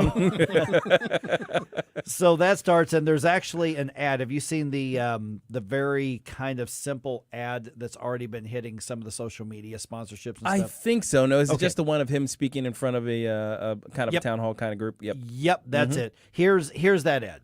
Today's kids are growing up immersed in a culture where everyone's a victim. We have to start teaching the necessity of individual responsibility. If you are able-bodied, you work. If you take out a loan, you pay it back. If you commit a violent crime, you go to jail. Can I get an amen? I'm telling you the truth. I'm Tim Scott, and I approve this message. So that's kind of the tone that we're going to see for his campaign. All right, guys.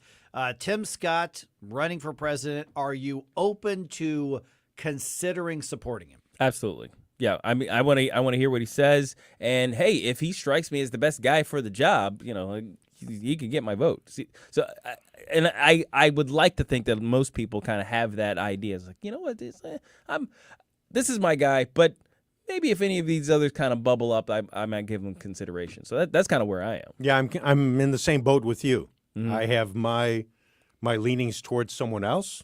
Most folks may have figured out who that is, but I love Tim, and I want to hear him out, and I want to hear his stance on different issues, and I love the guy. And if he convinces me that he would be better, I'm all for it.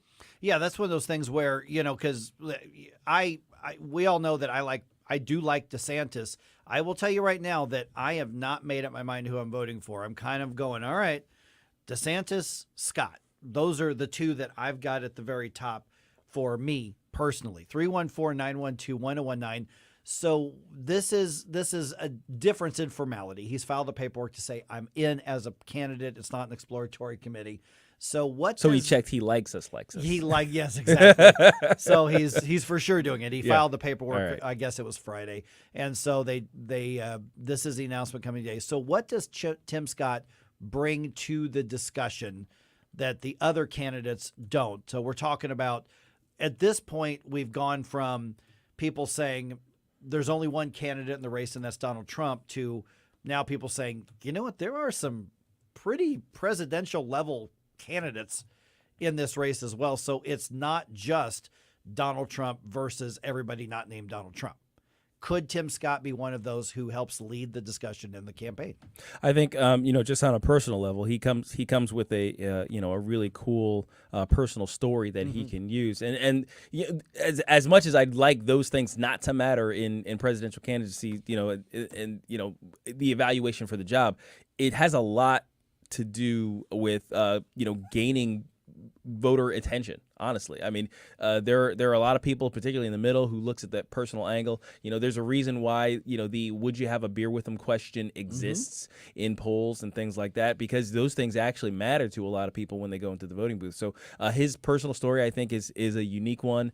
He's kind of in the same boat with Vivek in that regard, as they have the kind of their own stories that they can about America, and Nikki Haley also. Nikki Haley has that too, yeah.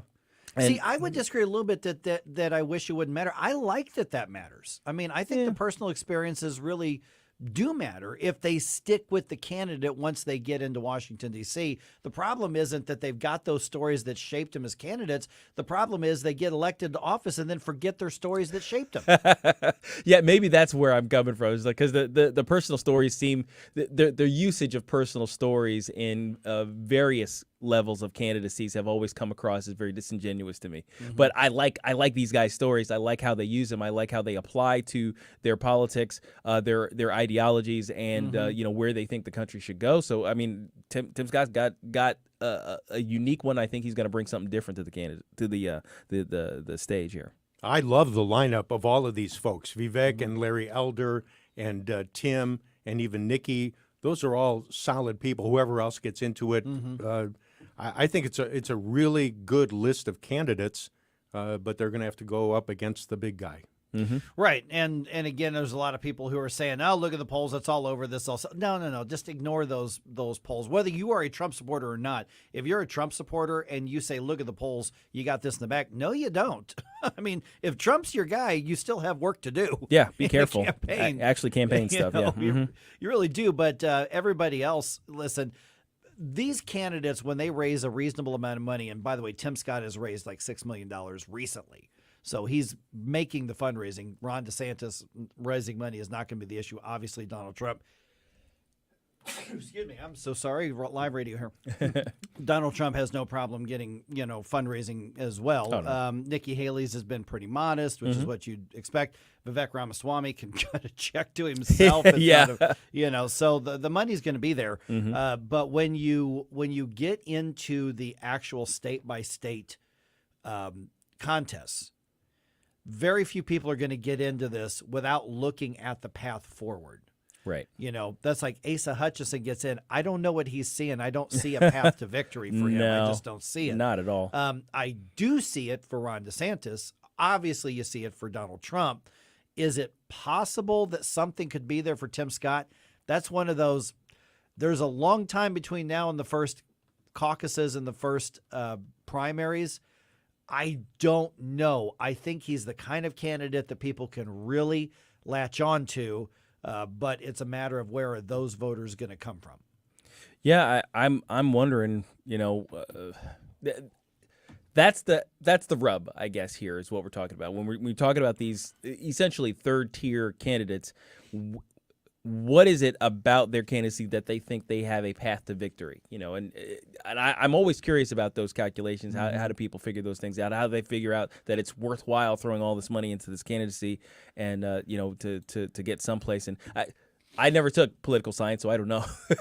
Yeah, but it's interesting to think about. Well, there's a variety of motivations that could happen, but I think when you look at Trump, DeSantis, Scott, maybe somebody would still say Nikki Haley.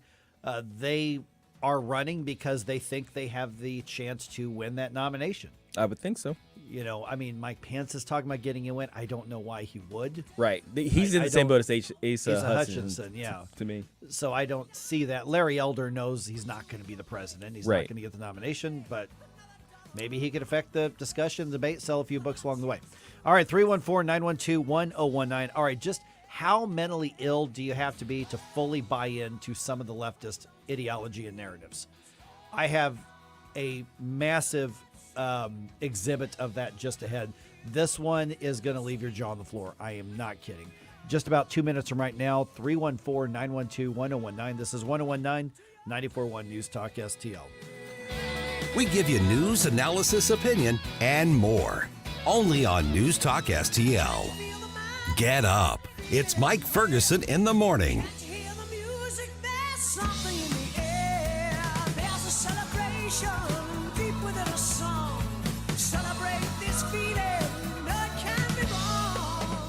Michaelis brings it home. Swing and a miss. He struck him out. 6 strikeouts for Michaelis. Spend your Memorial Day at the ballpark with the Cardinals and the Royals. That day, 25,000 fans ages 21 and older will boost their fashion game with a Cardinals all-over print shirt. Thanks to Budweiser. That's Monday, May 29th, Memorial Day at the ballpark with the Cardinals, Royals, and the all-over print shirt. Great seats remain. Get your tickets today at Cardinals.com. This is racing legend Kenny Wallace. Start your engines and head to Busch Stadium on Tuesday, May 30th for Worldwide Technology Raceway Night. With the purchase of a special theme ticket, fans will take home a racing-inspired Ryan Helsley bobblehead. Plus, each fan will receive complimentary tickets to the NASCAR Craftsman Truck Series 200 on June 3rd. That's right, Worldwide Technology Raceway Night at the ballpark. For tickets, visit cardinals.com/theme. The Vic Porcelli Show. Subbing in for our normal Secretary of State, Jay Ashcroft, is the Secretary's dad, former U.S. Attorney General John Ashcroft. General, an honor and a privilege to have you on. I'm glad to be with you, and I'm glad you were able to say dad instead of dead. Vic Porcelli, live and local weekday mornings at 9 on News Talk STL. Free speech is alive and well in America. Sometimes it's hard to know what's real and what isn't. Right here. The country is heading in the wrong direction under this president. We're suffering shortages. America's running out of everything. News Talk STL. News, analysis, opinion. This hour of Mike Ferguson in the Morning is brought to you by Stifel. Request a portfolio review from your Stifel financial advisor at stifel.com. That's STIFEL.com. Hey everyone, this is State Senator Nick Schroer. I am the host of Stand and Fight every Sunday night. Tune in to us at 8 p.m. Right now, let's hear more of Mike Ferguson in the Morning Show here on News Talk STL.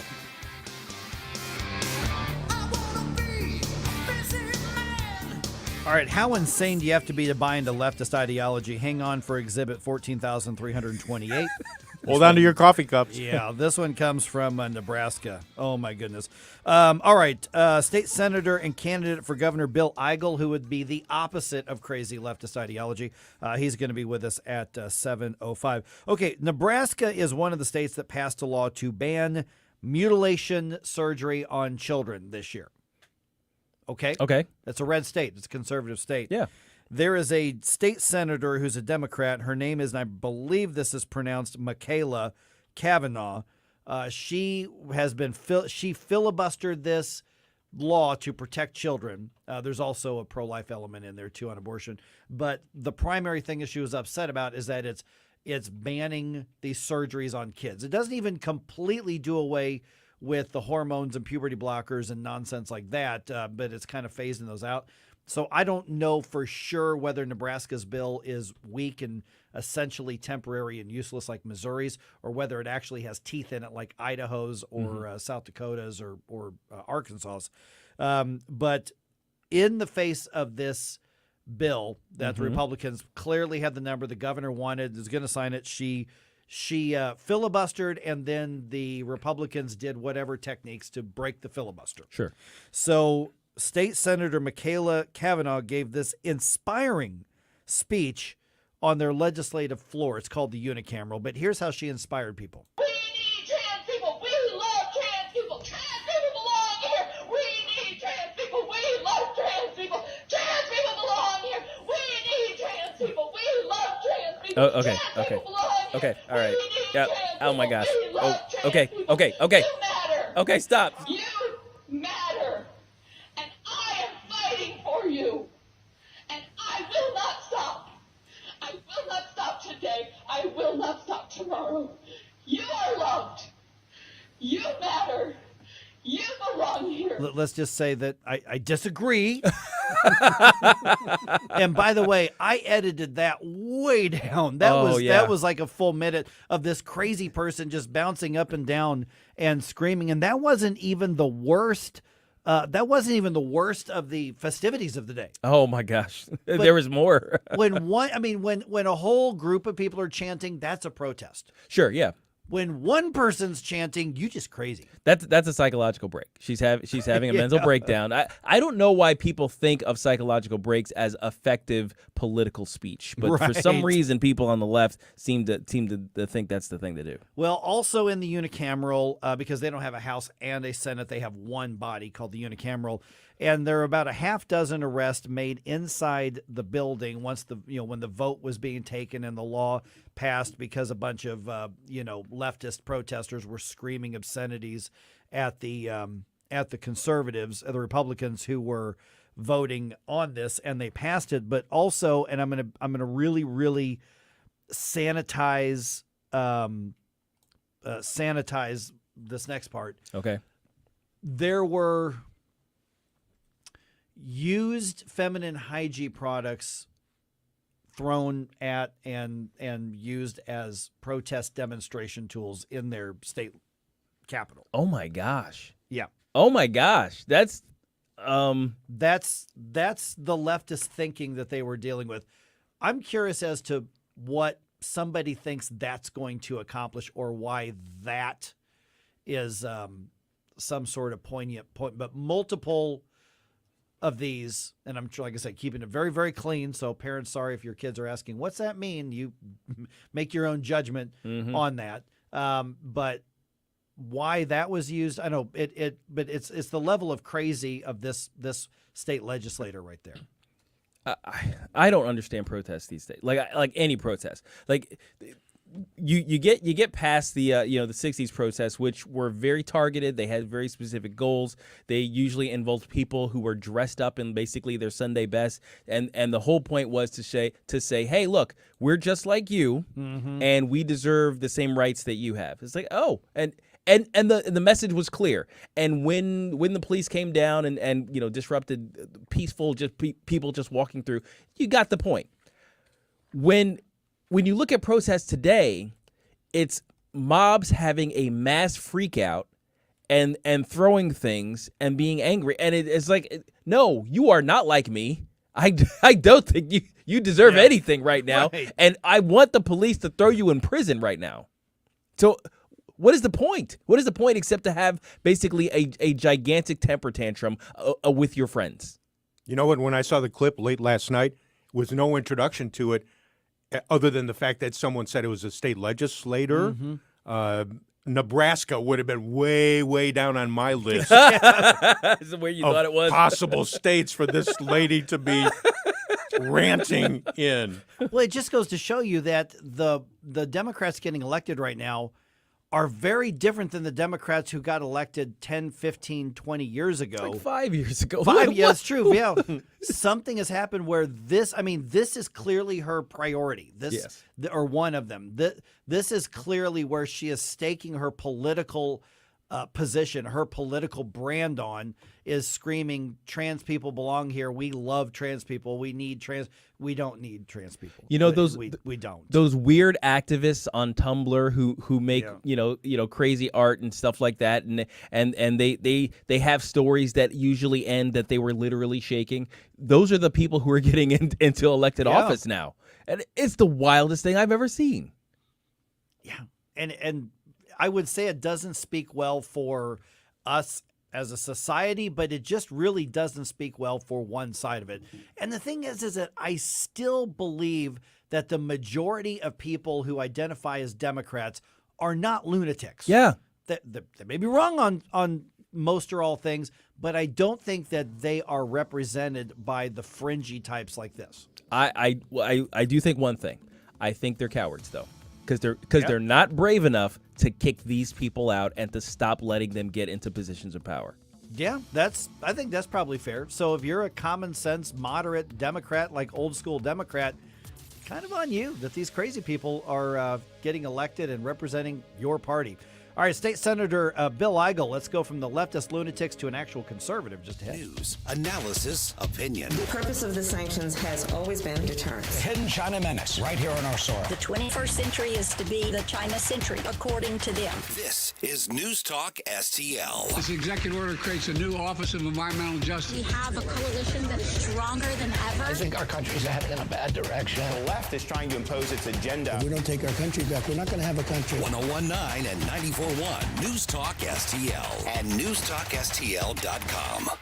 Hey, it's Columbo, and trusting someone to care for your home is about the highest level of confidence you could have in them, and that's exactly how we feel about the great team at Zero Res. And right now, you can take advantage of an amazing offer and see why. Book a cleaning in May and mention the Columbo special, and you'll get 3 rooms of carpet cleaned starting at just $129, plus a free hallway and $75 off an air duct cleaning. Refresh, restore, and protect your home or business with Zero Res. Book now at ZeroResSTL.com.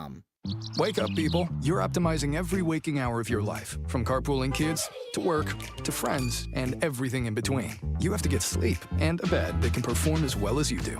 Meet the next generation Sleep Number Smart Bed. It effortlessly adjusts to your shape, position, and movements, learning how you sleep so you learn to sleep better night after night.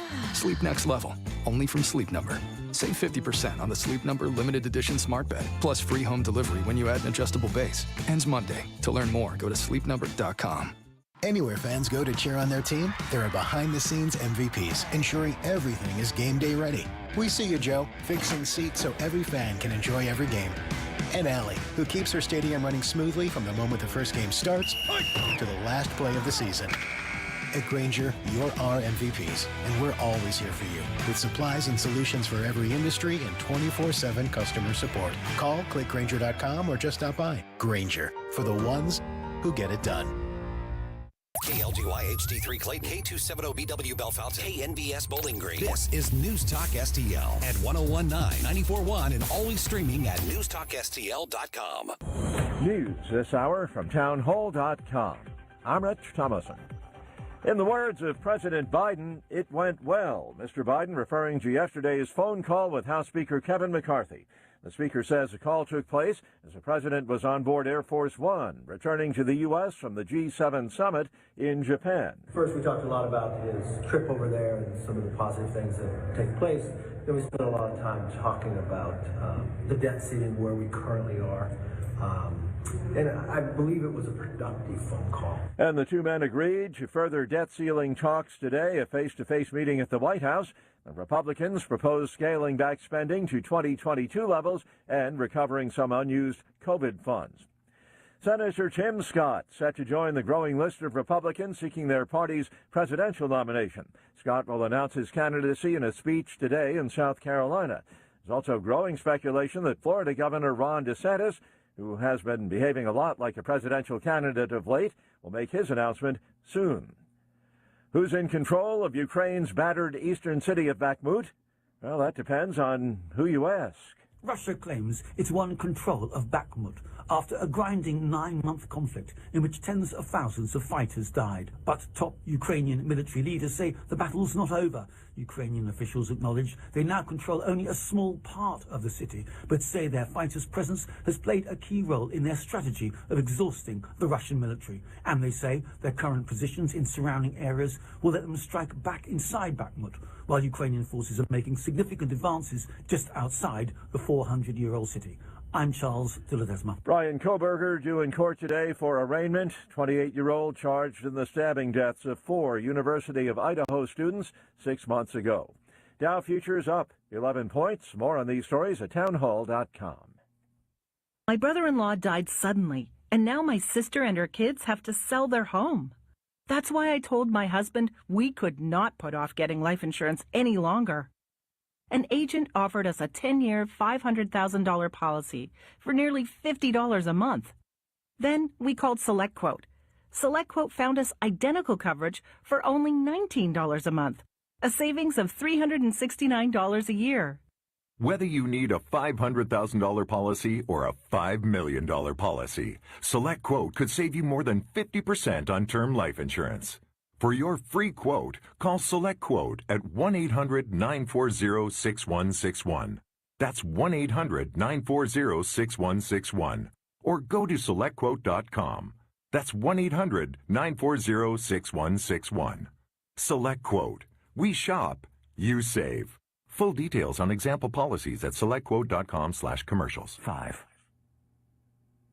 From the Michaels Flooring Outlet Weather Center. I'm News 4 meteorologist Kristen Cornett with your first alert forecast. Mostly clear skies overnight will drop to 57 degrees. Mostly sunny and warmer on Monday as we're back into the 80s with a high of 82. Looking ahead to Tuesday, mostly sunny and warm as well. The afternoon high, 86 degrees. That's your first alert forecast. I'm meteorologist Kristen Cornett. This hour of News Talk STL is brought to you by Stifel, serving investors for over 130 years. Contact your Stifel financial advisor at stifel.com. That's STIFEL.com. If you're living with diabetes and using insulin, you know the pain of pricking your fingers over and over again. Ouch! Well, by wearing a small remote device called a continuous glucose monitor, or CGM, you can reduce the pain of pricking your fingers. If you administer insulin 3 or more times per day or use an insulin pump, call now and learn how a CGM can help you. Painless. No more pricking my finger. No finger pricks. Convenience. They delivered it free and they took care of all the paperwork. You can reduce pain right away. Plus, it's accurate, easy to use, and helps you spend more time in range. And if you have insurance, you can get a new CGM at little or no out-of-pocket cost. Call now and get free shipping of your new CGM. Plus, we'll bill your insurance for you. 800-432-8150. 800-432-8150. 800-432-8150. That's 800-432-8150.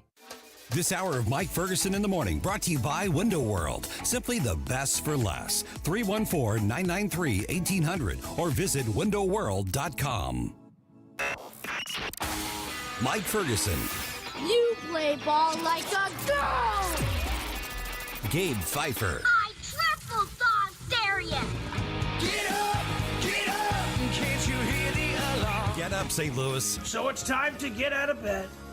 Pour yourself the greatest cup of Kofifi the world has ever seen. Rise up with one voice, drain the swamp, and take back our country. Today's the day we're going to do it, and it's time to do it right now, believe me. Mike Ferguson in the Morning on News Talk STL. So how do Missourians make this red state more conservative?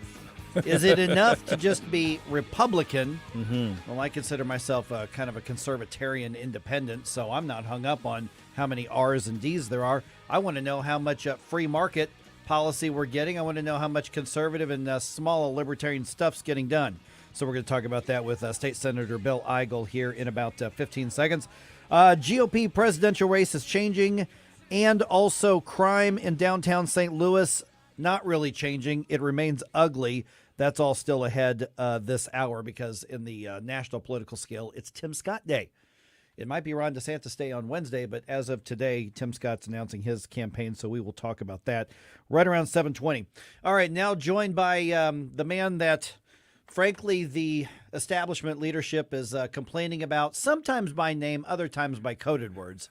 And the Democrats have been throwing a fit over for a long time. So State Senator Bill Eigel currently has an exploratory committee looking for a run for governor. Bill, you troublemaker, really appreciate you being on the show.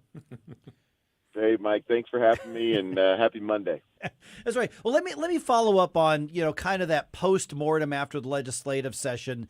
The media is what the media is. I'm not even going to waste my time with a lot of that. But it's interesting at the end of the session when not a lot of conservative stuff got done. I mean, let's be honest. I mean, you and I talked about this about a week ago. This isn't exactly chalking up a whole bunch of big wins for small government conservatives in this session. Right. And so then the bickering happens, and people on both sides of the aisle, including, some of the establishment types, are pointing their finger at you.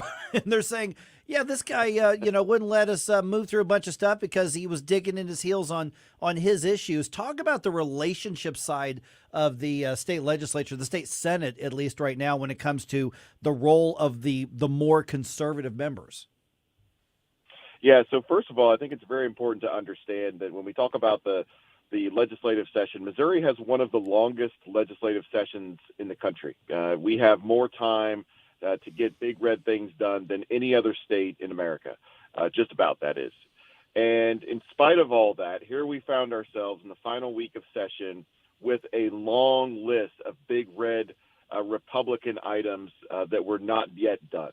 And as we meandered our way to the end of even that last week, it became very clear that the leadership from both the House and the Senate really had no interest in doing those big red Republican things. They really had no interest in cutting personal property taxes, of getting initiative petition reform done, of protecting Missouri farmland from foreign ownership, all the things that we talk about in campaign season. They really weren't priorities really at all for our leadership.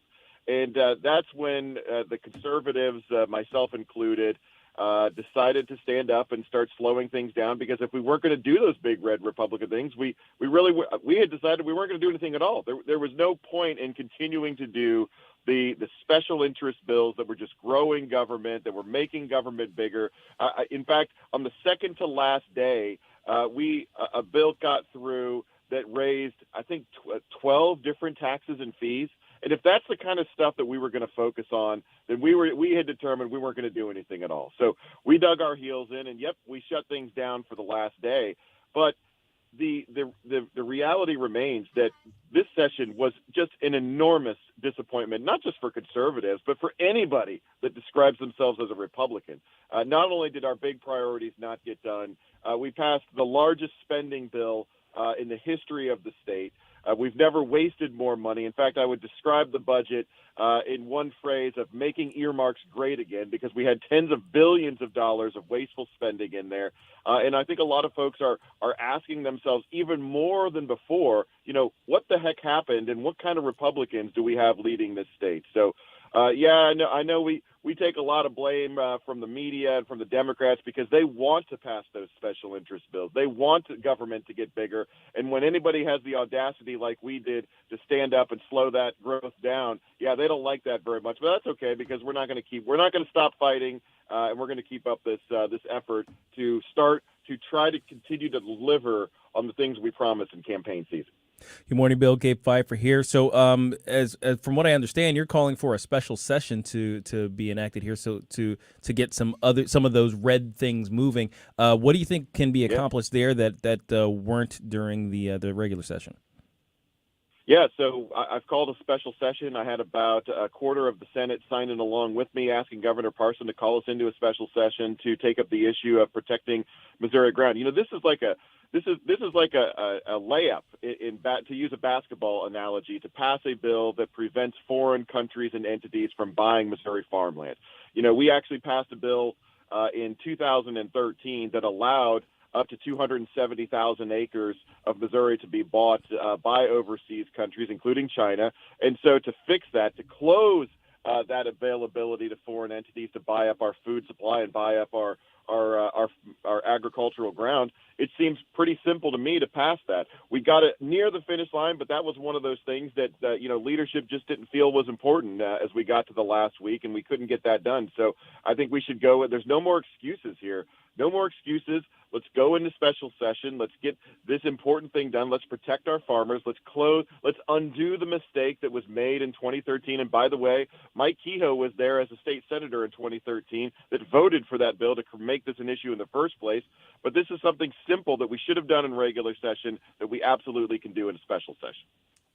We're visiting with State Senator Bill Eigel. And Bill, one of the things that, those of us who are involved in policy and politics and stuff, there's always the chatter off camera, off microphone. And one of the things that they're saying is, I'm frustrated with the leadership, but I just don't want to call them out, because then I'm not going to have any of my stuff prioritized and I'm not going to be able to get anything done. You're calling out the leadership on there. That can't go over well in Jefferson City. I mean, I would say it makes Caleb Rowden's hair stand on end, but it kind of does that anyway. But what's why take that sort of punch you in the mouth approach? Because we know who you're talking about when we're talking about leadership who doesn't want to get real conservative stuff done.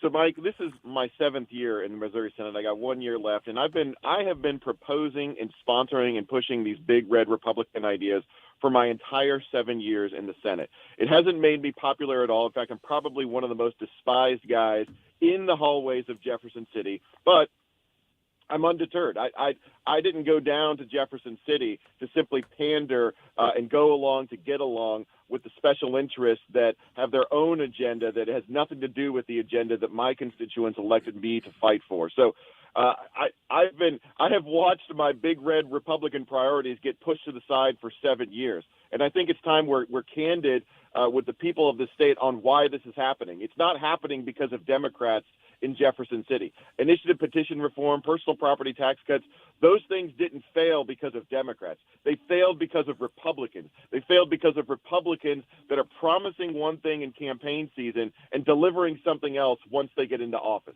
So it's incredibly frustrating.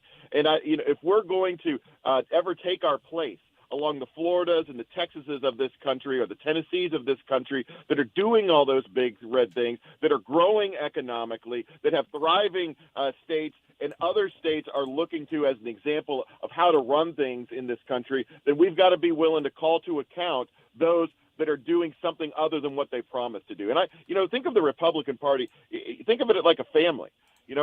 I don't do these things out of maliciousness or a personal vendetta against my fellow Republican colleagues. But like a family, we don't allow certain behavior that hurts the family. And we are hurting the family, the Republican family, by allowing individuals to continually say one thing but do something else when it matters the most. Good morning, Bill. This is Stal Ponticus. I want to ask you what happened to Senate Bill 100, which I think you might have introduced, regarding provisions related to gold and silver, because it was being debated when I was following it on the last Thursday of the session, and then it kind of disappeared. Can you explain what happened, and can you reintroduce it next year? And one other question, can you keep the digital currency item, the CBDC issue, out of it? Yes.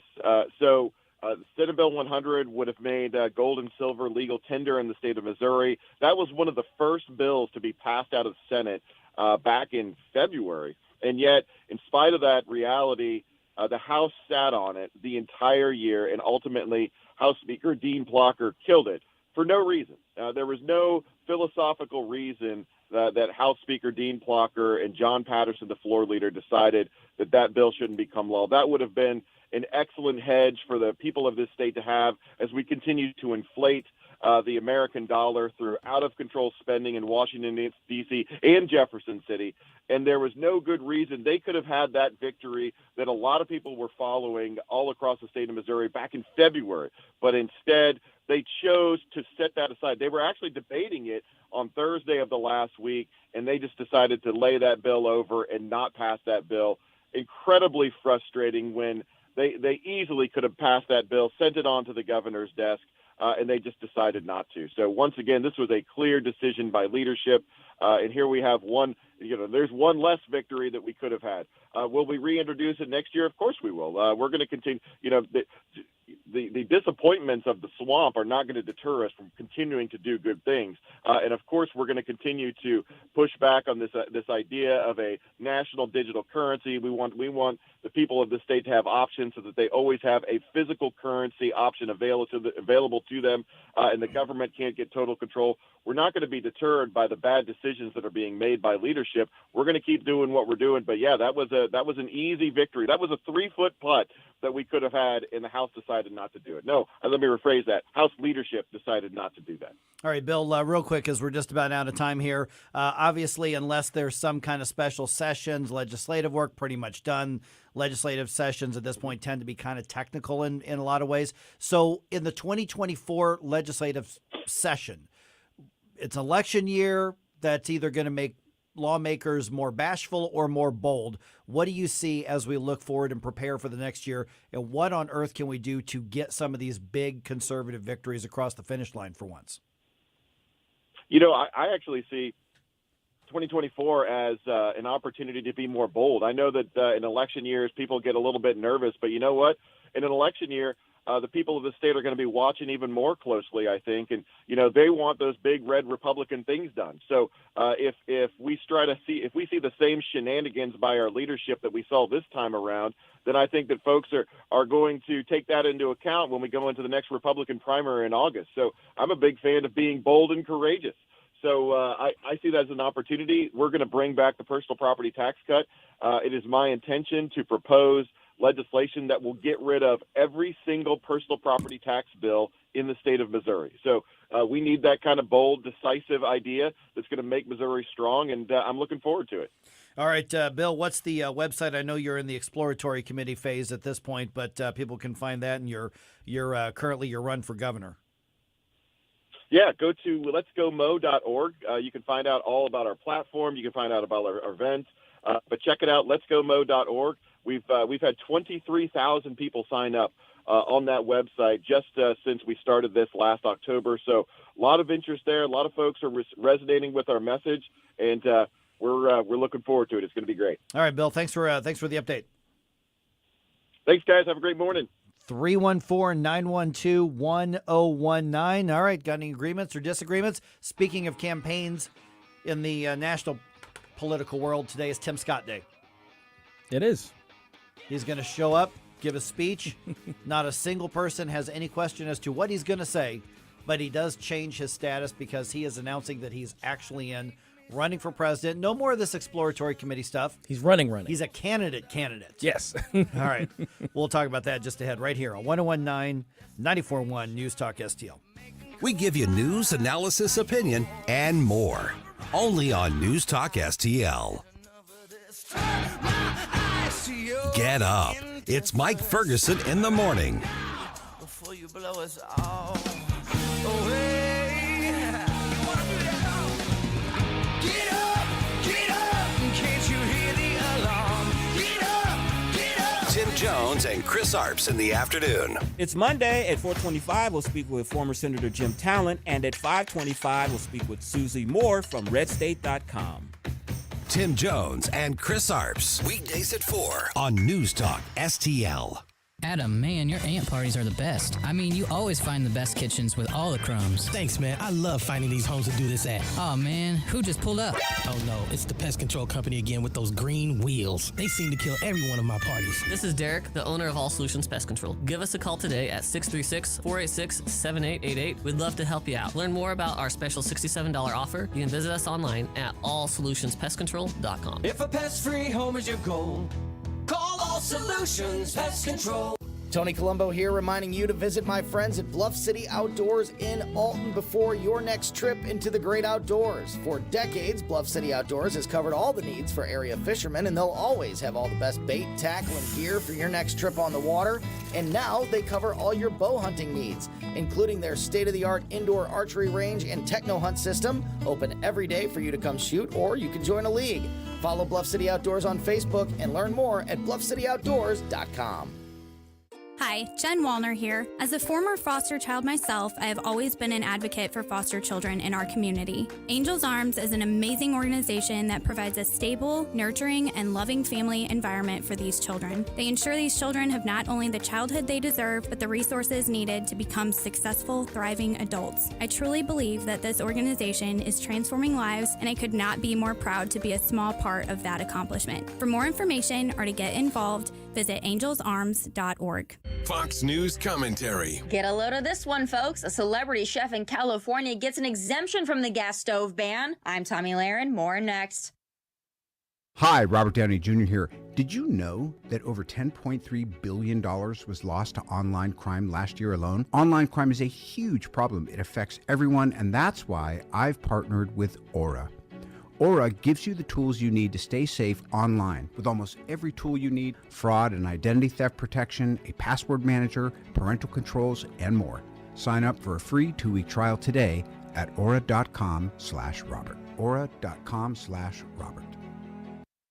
California is proving once again that rules are only applied to the peasant class, not the celebrity or political elite. Celebrity chef Jose Andres will be given an exemption that will allow his new restaurant to use gas stoves. This loophole has been opened because his restaurant group applied for the building permit in 2019 before the city council revised the building codes requiring all new buildings to be electric. So Andreas gets a pass to cook gourmet food using a method that actually cooks gourmet food. You know, it's quite ludicrous that new restaurateurs have to be penalized and forced to cook with electricity while others get a pass. Because as we know, this isn't about saving Mother Earth. This is just another control mechanism put in place by Democrats. Of course. Another reason to flee to a red state and fast. I'm Tommy Lahren, and you can watch my show Tommy Lahren is Fearless at Outkick.com.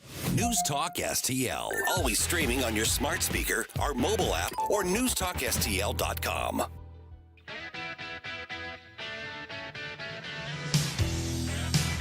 Hey everybody, it's Paul Kurtman. Make sure you join me every Saturday from 12 to 1 here on News Talk STL for the Paul Kurtman Show. But right now, let's get back to Mike Ferguson in the morning.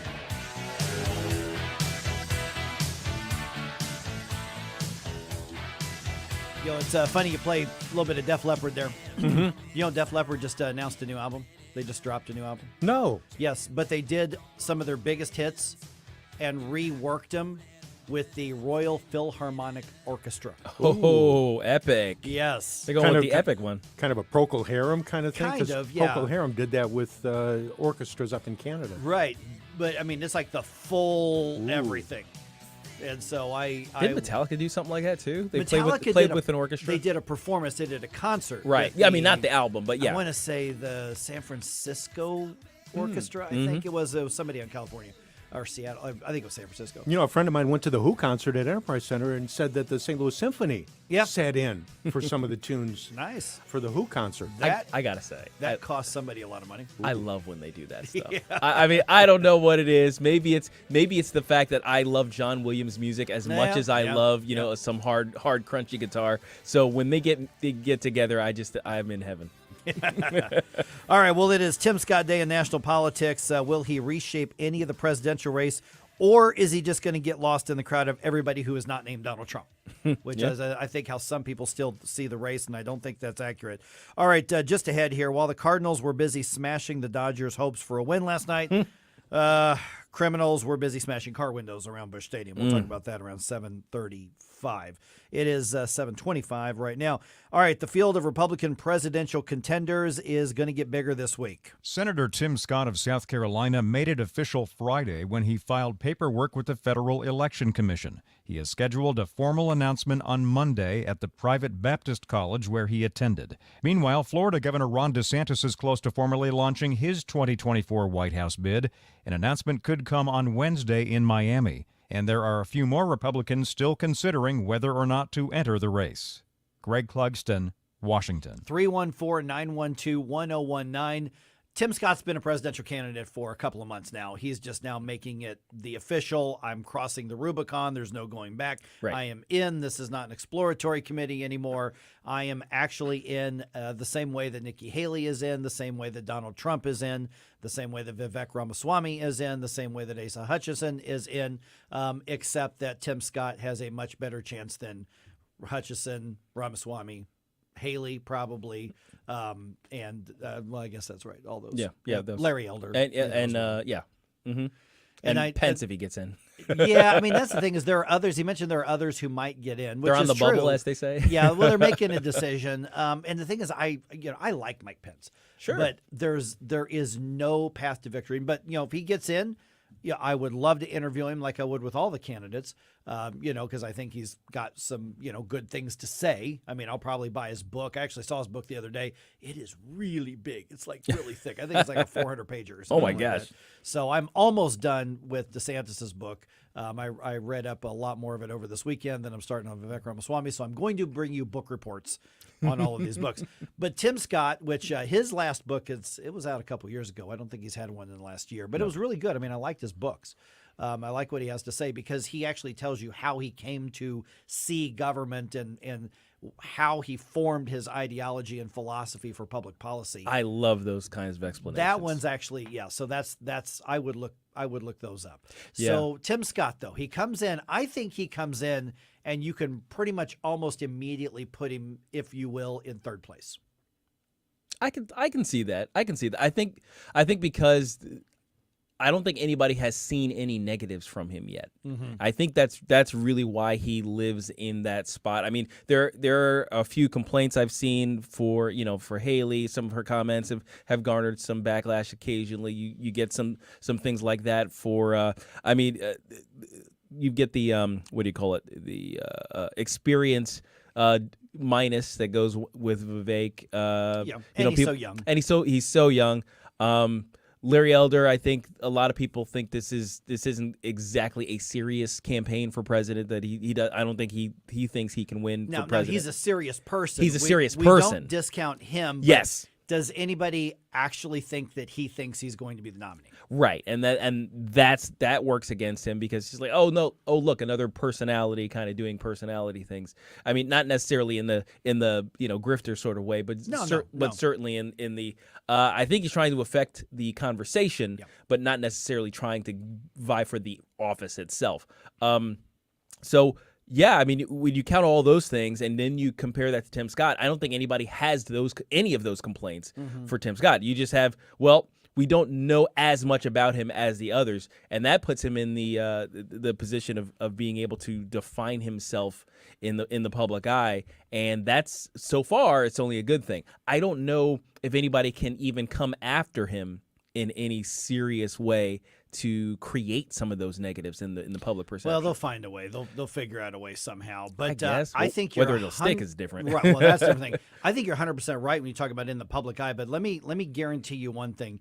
Everybody who is active enough in Republican Party politics to be a precinct captain, to be a county committee person, to be in any of those things, they know who Tim Scott is. Yeah, that's now, true. The people who are actually involved. Now, the voters at large, that's a different story. But Republican activists and Republican movers and shakers from your neighborhood level to your state level, they're well aware of Tim Scott. And I doubt there's a whole lot of people who don't like him, which whatever the polls say, and I don't even care what the polls say. Clearly, Donald Trump's the front runner. I think once Ron DeSantis gets in, I think, let's be honest, he's in. Yeah. He is clearly, I think, you would say that's your second place guy. I think Tim Scott vaults up to the next of the rest. So I can see that. Yeah, if there is somebody in the rest who has an ability to carve out a path, I think it's him. I mean, Stell, your take, you may disagree. I don't know. You know what? I see two different political camps. I'll be honest with you. From my perspective, I see the political insider camp, which I would put Tim in there with Nikki and Mike Pence, etc. But you got the outsider camp, which would be Trump and Larry Elder and Ramaswamy and whoever gets in, who's not part of the Beltway and who hasn't dealt with all the political stuff over the years. Tim's the guy that I like on the political insider side. And Trump is the guy that I like as the outsider guy. So for me personally, it would be a decision of trying to figure out which guy I would vote for. I love Larry Elder, but like you guys said, Larry's got great perspectives on issues, but I just don't see him as an individual who would get my vote as president. Every time Larry Elder does an interview or when he does his radio show, he gives you something real to think about. So I'm glad he's in the race. I'm glad he's out there saying stuff. I'm glad he's basically claiming, the platform to do this. Now we know he's got a book coming out. The cynical side of me goes, okay, that's yeah. But Larry Elder has a lot to say, and this is a very serious thinking person. Although we haven't seen him say much. No, until recently, where he said this book's coming out. He sucks at social media. And that's the thing. I don't think he actually does suck at social media, because I remember when a lot of his clips have gone viral and they're circulating and people are talking about him. He's capable of doing this. He has a team that's capable of doing this. They're just not. They just refuse to do it for his political aspirations, apparently, and that's the thing that confuses me. Yeah, because against Newsom, we saw clips all the time, to be honest with you. Oh, yeah. And you're right. Now it seems as though he's just kind of been in the background. But, Mike, like you said, maybe he's been working on his book. Yeah, exactly. Well, I mean, here's the thing. I've got the syndicated radio show that I do every weekend that, runs across the country. And my goal is to get these candidates on that show because I'm actually offering them like half the show. Yeah. You come in, and if that happens, then you're going to hear it on the morning show, too. I will take and repurpose those discussions for this show. So in case you're not listening early in the morning on Sunday, you can catch it here. But those are conversations. I'm reaching out to all these campaigns because the thing is, in St. Louis, you're not going to see or hear a lot of these candidates stop here in St. Louis. Yeah. For a variety of reasons. Closest they'll get is Chicago. Well, maybe. But here's the thing is that, the Missouri primary is so far along in the process that it's not worth the investment for them right now because they may not still be in it at that point. Illinois has a lot of delegates, but finding the Republicans is like a needle in a haystack. Downstate's really red, but that's really expensive to campaign to. So that's why I'm hoping to leverage my syndicated show to get these candidates on this show right here. So that'll be good. Give me some months. I'll get it there. Amy on Facebook, I literally forget Haley is a candidate. Yawn. It's funny because she does a lot of stuff. It's really easy to find sound bites from her. Oh yeah. But okay. Shrug. I mean, it's like I Okay. like her. She's fine, All I right. guess. I mean, but is she in my top? I'm thinking about voting. No. But we all got different takes on that. All right, 314-912-1019. A slap in the face for St. Louis again last night. Crime spree happened targeting Cardinals fans. I'll tell you what it was and what should we do about it. Let's talk about that around 7:35 on 1019 94.1 News Talk STL. For podcast articles and more, find us on newstalkstl.com. Get up. It's Mike Ferguson in the morning.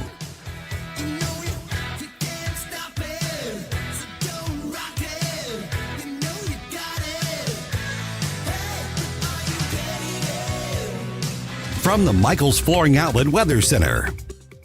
I'm News 4 meteorologist Kristen Cornett with your first alert forecast. Mostly clear skies overnight will drop to 57 degrees.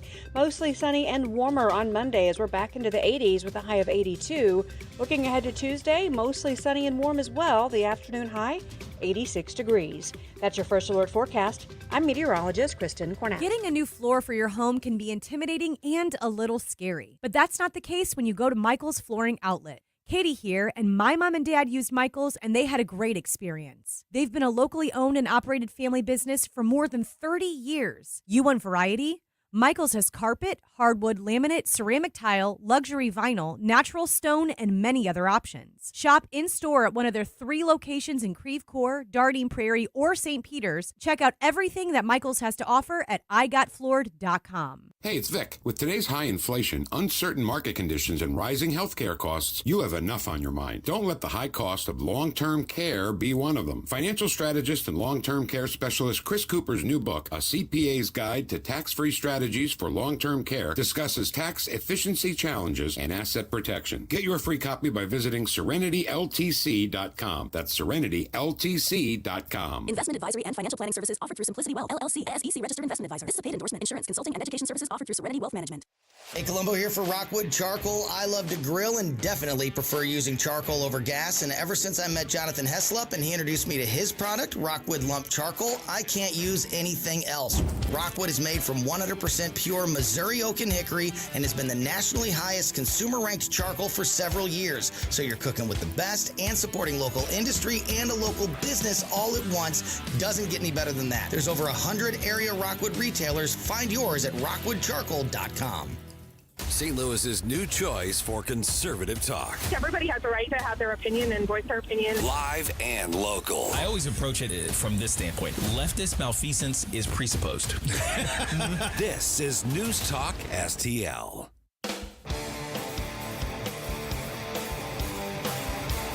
Hey, it's Joe Pags. Catch me tonight at 7 o'clock. But right now, back to more of Mike Ferguson in the morning on News Talk STL. 16, I found my dream machine. Turn the key and Little Sammy Hagar in the Circle a couple years ago. All right, dozens of car break-ins and a carjacking happened around Busch Stadium on Sunday. Here's the question I've got for everybody. Are you rethinking at all going downtown St. Louis for anything at this point? Because there are some people who have different degrees of what they're willing to go downtown for. Is that changing it all for you. 314-912-1019. Also, News Talk STL, we are all over the socials, particularly Rumble, particularly Facebook. I know I still have people go, yeah, what's this Rumble thing? Seriously, I got people asking me, I'm like, listen, you got YouTube minus the censorship. Yeah. That's where the News Talk family seems to be kind of coalescing, is at Rumble, and a lot of our streaming viewership happens on Rumble. So look at Rumble. You don't have to have an account to find News Talk STL on Rumble, But you should have an You account. should have an account, but even if you don't, just go to rumble.com like you would YouTube. Find us. You can watch a show. Click the link. It goes into Twitter. It goes into Facebook. Goes in everywhere else. You can still like and share. Oh, yeah, absolutely. You can. And then, of course, Facebook as well. That's what's great about the way that we do our Facebook is that we have news conversations that happen 24/7, not just when we're on the air, but we're streaming there as well. Okay, so this can only go on so long before people will be shying away in greater numbers from downtown for anything. 30 cars broken into right around Busch Stadium during the Cardinals game yesterday. 30 that we know of. So far as I know, at least as of early this morning, there weren't any arrests in this. And these were just the smash and the grab things. And so what I've seen over the years when it comes to St. Louis, particularly downtown St. Louis, because you've got the greater regional metro people, saying, downtown St. Louis is the engine of the area. No, it's not. And there's a reason for that. It used to be, but it's not anymore. Then it's always the phase of, we've got to save downtown. Why? Why do we have to save downtown? What is it adding to the state right now? That's the question, Gabe. What is it adding? Why do we need to save it? Other than the cancer of violent crime is spreading. Okay, so what kind of chemo do we need to give the city of St. Louis? Yeah. I mean, and we've talked about this before.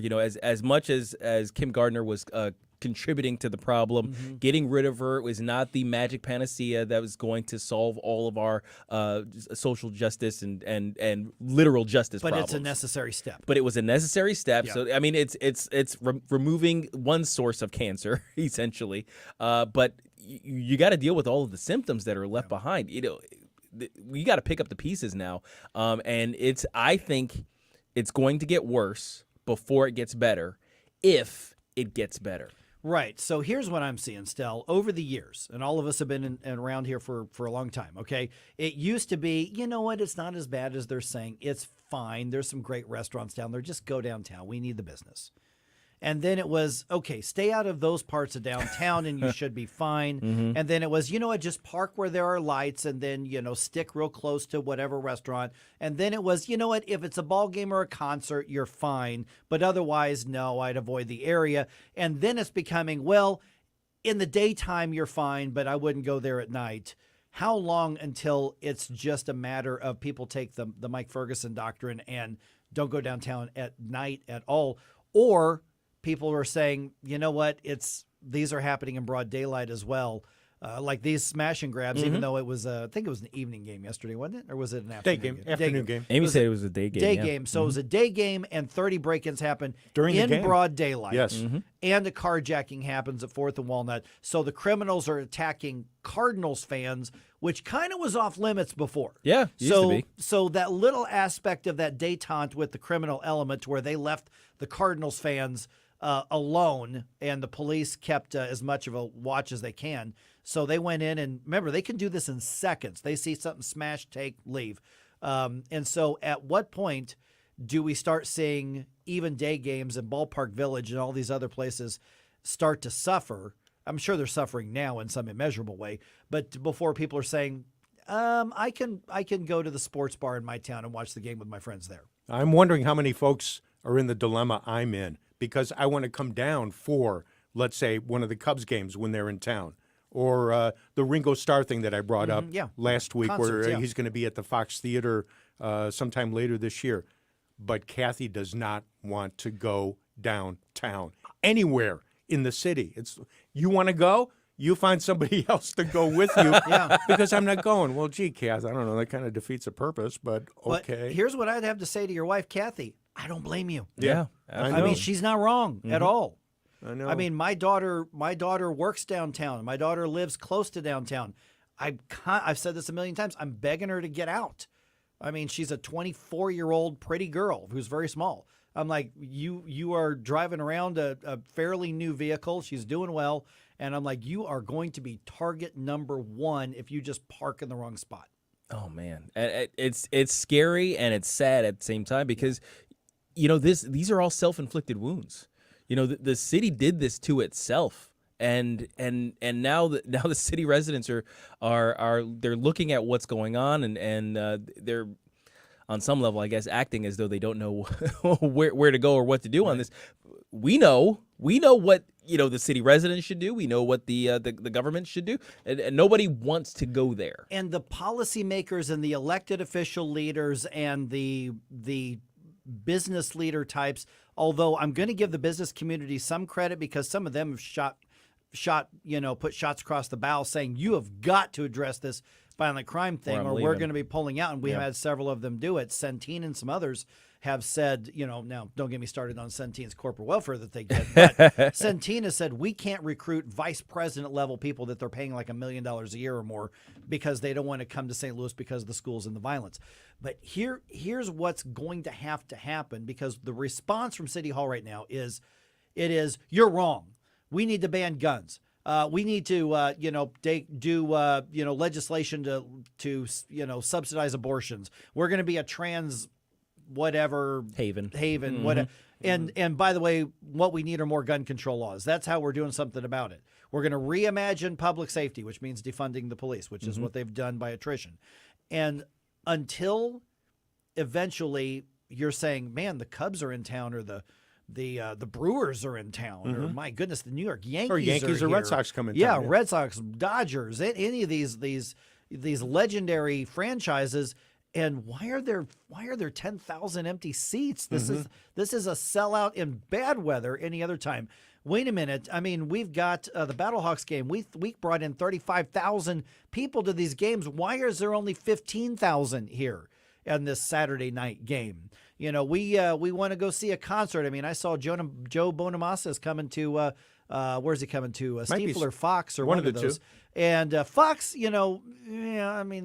still. I mean, you look at those great. I'm out of town that week, but I thought I don't know that I would go. And I love Joe Bonamassa's music, but I don't want to go at night anymore. I mean, I'll go to other places around, the area, but I don't want to go downtown. I don't want to go to Steeple. I don't want to go to Fox. I don't want to go to the Dome. I don't want to go these places at night. And these are beautiful theaters. So that's what it's going to have to take. The soccer stadium is probably just going to keep selling out because it's such a small stadium. It's like 22,000. So that's probably not going to be affected. But my guess is that if you tracked where all these people who go to Busch Stadium are, definitely go to the soccer games, probably go to the concerts. My guess is you're going to see a small percentage actually live in the city of St. Louis. The city of St. Louis is dependent on tourists from the metro area. Yeah, and I think those who are on the cusp, those who are constantly just kind of living on the cusp, it's like, well, downtown's got this, and I really like this, so maybe I'll risk it. Those people, the more these incidents happen, the more the daylight, raids, the daylight carjackings and break-ins and all that stuff happen, the less. The more inclined the people on the cusp are going to be to simply, opt out. It's like, you know what? I'm kind of done. And you know what, Mike? You mentioned tourists. Yeah. I go back a few years to when Urbana was here, the big InterVarsity Fellowship get-together at the Dome. They come in between Christmas and New Year's. 20,000 kids, high school and college-age kids come into town. Plus faculty from universities. That's right. And stuff, yeah. Yes. And all of these folks are getting a pamphlet that shows a map of downtown, and it shows them where they should not go. No-go zones. It's on the front page of it because my wife was a speaker at the last Urbana, and they left. They pulled out of St. Louis. You're right. But you're right, that first page, because she showed it to me, and not only does it say where to go, it's got like big slashes through it saying, do not go here under the advice of the St. Louis Police Department. I mean, that's one of the first things that people say at the Dome is, and it's like, don't go across that street right there. Oh, my gosh. We've got a note on Rumble right here. Cardboy57 says Cardinals season ticket holder since 1988, no longer due to safety concerns. Oh, man. I freaking hate to hear that, but I absolutely understand it. Can't blame you. What I want is for St. Louis downtown to get serious about this to the point where all of us are fighting over those season tickets. Yeah. I mean, I occasionally have the opportunity to go to a game for free.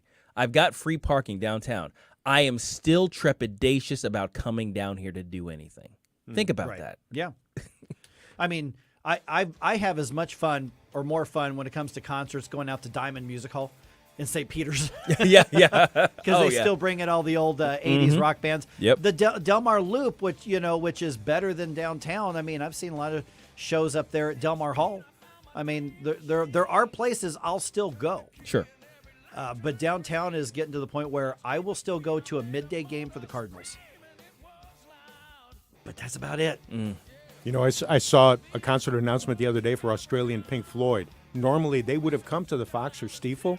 It's listed for the Factory, the new place out in Chesterfield. Yeah, way out there on 64, yeah. Kathy's somewhat okay with that. Yeah. You know, because it's out there as opposed to downtown. They've had some great shows out there. I haven't been out there yet. But they had the Cult was there about 4 months ago. I'm like, I really wanted to see that show. They've had some great music out there. I got to check that out. But there's a reason that something that far away from the center of the region is doing well. I mean, and that's a long way out there. I mean, that's something like by Chesterfield Airport Road. So how long will this be the center of the region? Darn good question. For entertainment, yeah, that's the last thing they're holding on to. All right, 314-912-1019. All right, it's Monday. You guys dragging a little bit because it's Monday? Yeah. There's a reason for that. I will tell you some of the reasons and how you might be able to fix it. Right here on 1019-94.1 News Talk STL, because I live to serve. Like and subscribe to us on Rumble. News Talk STL. Get up. It's Mike Ferguson in the morning.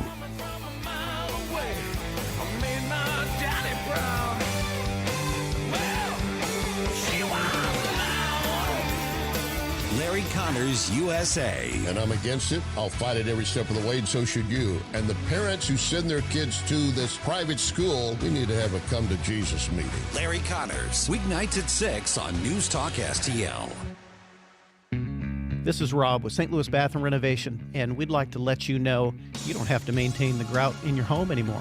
The grout on the floor or in your shower or bath area. How would you like zero grout in your bathroom? At St. Louis Bathroom Renovation, we focus on grout-free options for your bathroom. If you hate cleaning grout, St. Louis Bathroom Renovation, 314-477-6476. 314-477-6476. Give us a call. Tony Colombo here for Cadre Asset Management. A cadre is defined as a small group of people specially trained for a particular purpose or profession, and that is the role that Cadre Asset Management can play in your financial journey. Learn more about how they can help secure your financial future by following Cadre Asset Management on Facebook, or just go to cadreassetmgmt.com. Cadre Asset Management is a Missouri-based independent advisory firm licensed under and securities and investment advisory services offered through Founders Financial Securities, LLC, a registered investment advisor, member FINRA SIPC. Tim Jones and Chris Arps in the afternoon. You should never strive to be happy because that's very elusive. What you should strive for is joy. And there's a difference. Joy is when you can have contentment in some really screwed up situations, or you can have it when things are going great. That's what you should always seek in life, is joy. Happiness is determined by circumstances.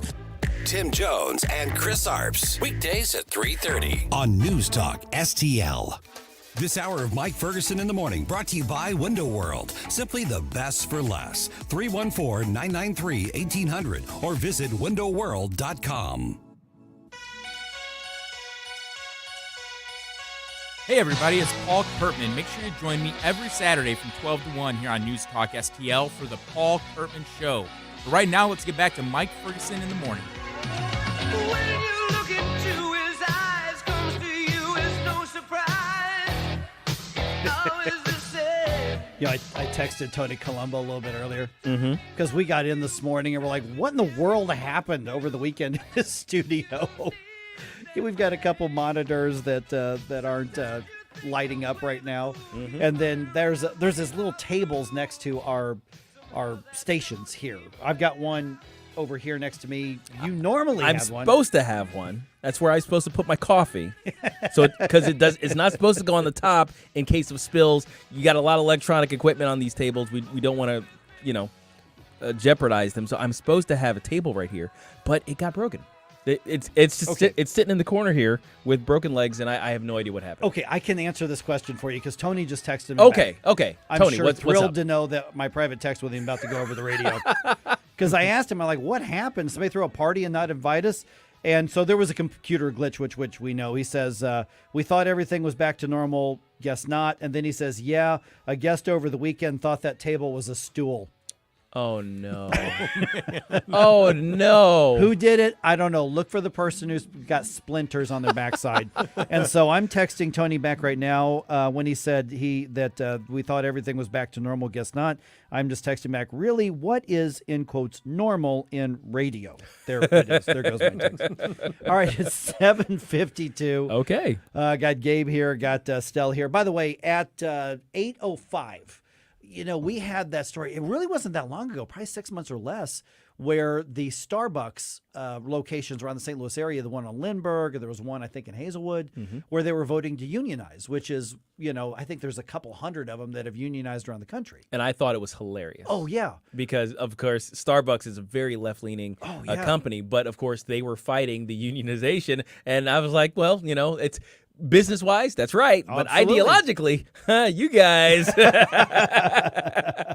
And the owner of Starbucks, the CEO, he got taken to task by Bernie Sanders, and it was actually really interesting because Sanders goes after Howard, and then or Howard Schultz, I guess is his name.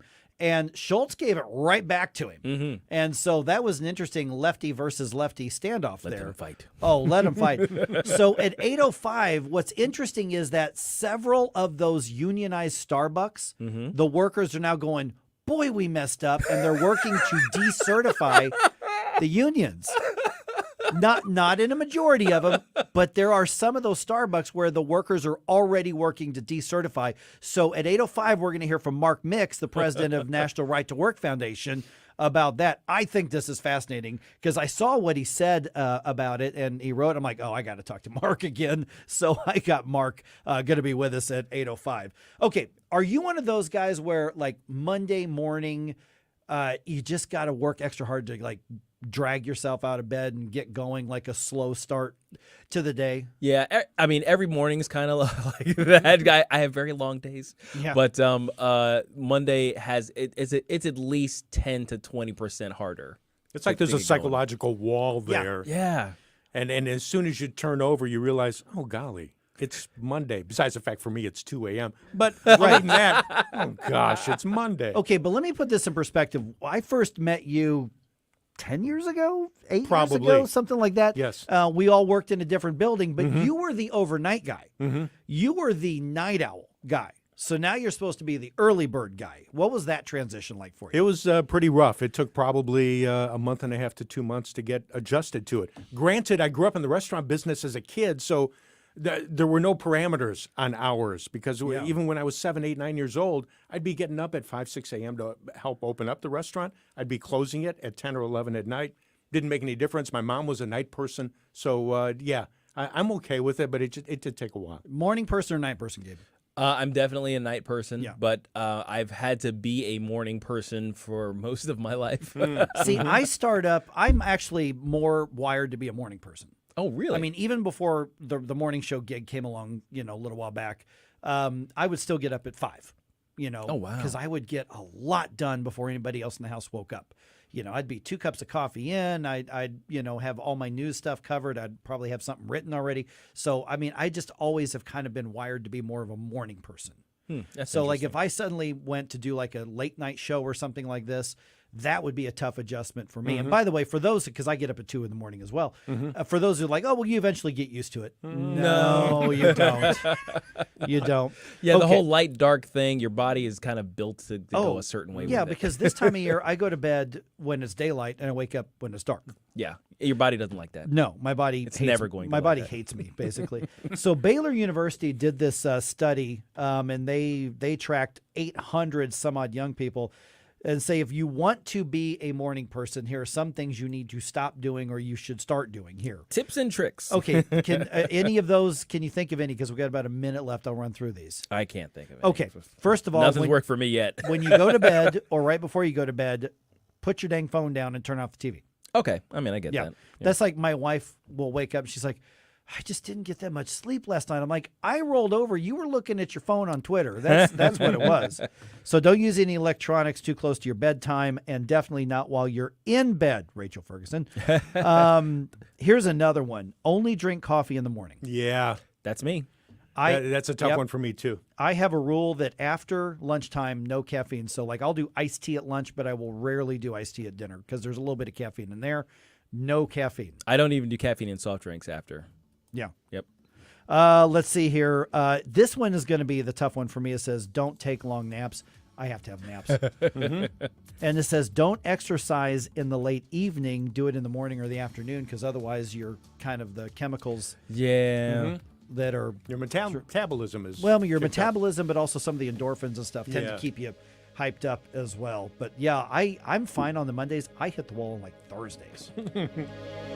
Hi, I'm Jen Wallner. And I'm Rodney Wallner with the Wallner Home Selling Team at Berkshire Hathaway. Hey, Rodney, how do you sell your home for top dollar? That's easy. Call the Wallner Home Selling Team at 314-810-SOLD. What if I want a flexible commission rate? Call the Wallner Home Selling Team at 314-810-SOLD. When's the best time to sell your home? Right now, call the Wallner Home Selling Team at 314-810-SOLD. For all your real estate needs, call the Wallner Home Selling Team at 314-810-SOLD. That's 314-810-SOLD. Finding great people to hire is like trying to find a needle in a haystack. It's pretty difficult, right? Well, ZipRecruiter has mastered finding a needle in a haystack, so they take it to the next level. They make hiring so simple that it's like finding a needle in a needle stack. And that's why you should try ZipRecruiter for free at ZipRecruiter.com/free. Here's what it's like to use ZipRecruiter. They have so many qualified candidates that it's easier to find the right ones for your roles. In fact, 4 out of 5 employers who post on ZipRecruiter get a quality candidate within the first day. That's a lot of needles. So how do they do it? ZipRecruiter's powerful technology sends you candidates who are a great match for your job, and you can even invite your top choices to apply. So if you want less hay and more needles, head to ZipRecruiter.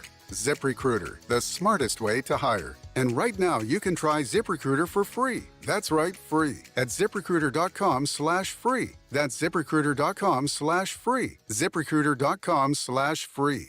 KLGY HD3 Clayton, K270BW Bellefonte, KNBS Bowling Green. This is News Talk STL at 1019, 94.1, and always streaming at newstalkstl.com.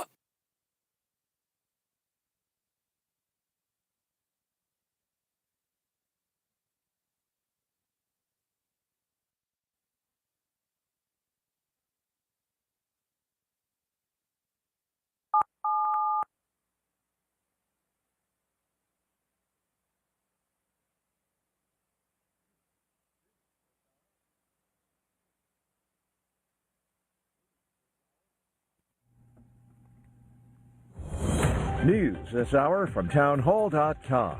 I'm Rich Thomason. As the clock ticks toward a June 1st deadline, debt ceiling talks resume today at the White House. President Biden and House Speaker McCarthy scheduled to meet. McCarthy says he's made his position clear. It's all about starting to attack a $31 trillion plus federal deficit. I think we can solve some of these problems if he understands what we're looking at. But I've been very clear to him from the very beginning. We have to spend less money than we spent last year. Along with recovering unused COVID money, Republicans propose rolling back spending to 2022 levels. President Biden and the Democrats have been pushing for a debt limit increase with no strings attached. The field of GOP presidential hopefuls gets a bit larger today as Republican Senator Tim Scott formally launches his 2024 White House bid. Scott is the Senate's only black Republican, and he's been promoting an optimistic vision of America's future as well as conservative ideas. The 57-year-old senator is deeply religious and has scheduled a formal announcement at Charleston Southern University, a Baptist school where he attended. Scott already has scheduled TV ads to begin airing in the early voting states of Iowa and New Hampshire this week. Greg Clugston, Washington. The man allegedly responsible for a horrific crime, the stabbing deaths of 4 University of Idaho students last November, is due in court today. 28-year-old Brian Koberger, indicted on 4 counts of murder, 1 of burglary, will be arraigned. Fight's not over. That's what Ukraine's military leaders say, claiming that their troops are encircling the battered eastern city of Bakhmut, putting them in a position to launch attacks on Russian forces now in control of most of that city following months of intense warfare. On Wall Street, the Dow futures up 17 points, NASDAQ futures down 8 points. More on these stories at townhall.com. The following is not an actor, but a real-life story from Trinity Debt Management. I'm Corey, and this is my story. I was going through some financial troubles paying off my credit cards. I was paying high interest rates, and it just wasn't getting any better. And I knew I had to do something. So my mom told me about Trinity, and so I decided to call. Trinity was able to do something that I couldn't. I'm paying off my debt, I'm saving thousands, and things are really looking up. I promise. From the Michaels Flooring Outlet Weather Center. I'm News 4 meteorologist Kristen Cornett with your first alert forecast. Mostly clear skies overnight will drop to 57 degrees. Mostly sunny and warmer on Monday as we're back into the 80s with a high of 82. Looking ahead to Tuesday, mostly sunny and warm as well. The afternoon high, 86 degrees. That's your first alert forecast. I'm meteorologist Kristen Cornett. This hour of News Talk STL is brought to you by Rodney and Jen Wallner and the entire Wallner home selling team at Berkshire Hathaway. Call them today at 314-810-SOLD. 314-810-SOLD. To have a roof over your head, a nice roof over your head, is very important. That's Rick talking about his experience with Rhino Shield ceramic coating. We got Rhino Shield 18 years ago, and they were very cooperative on getting us the right paint. They were in and out and done in no time. Once it was finished, looked great. We were very happy with it. The main reason Rick called Rhino Shield is because it's backed by a 25-year transferable warranty. We've watched a lot of people get their house painted 3 or 4 times, and we haven't had to do any of it. I don't know about you guys, but I don't want to have to paint it every 5-7 years. Take a tip from Rick and put down the paintbrush and call Rhino Shield for your free evaluation. 877-25-RHINO. 877-25-RHINO. Or visit 877-25rhino.com. We got Rhino Shield 18 years ago. Financially makes sense, especially if it's going to last like this did. Still looks great. Call now. 877-25-RHINO or 877-25rhino.com. No paint, don't Rhino. Go Rhino Shield. Never paint your house again. Rhino Shield. Mike Ferguson. It's a miracle we're not in prison. Gabe Pfeiffer. Are you kidding me? Get up, can't you hear the alarm? Get up, St. Louis. Yeah, it's kind of a thing. Mike Ferguson in the morning on News Talk STL. Get up, this is your cousin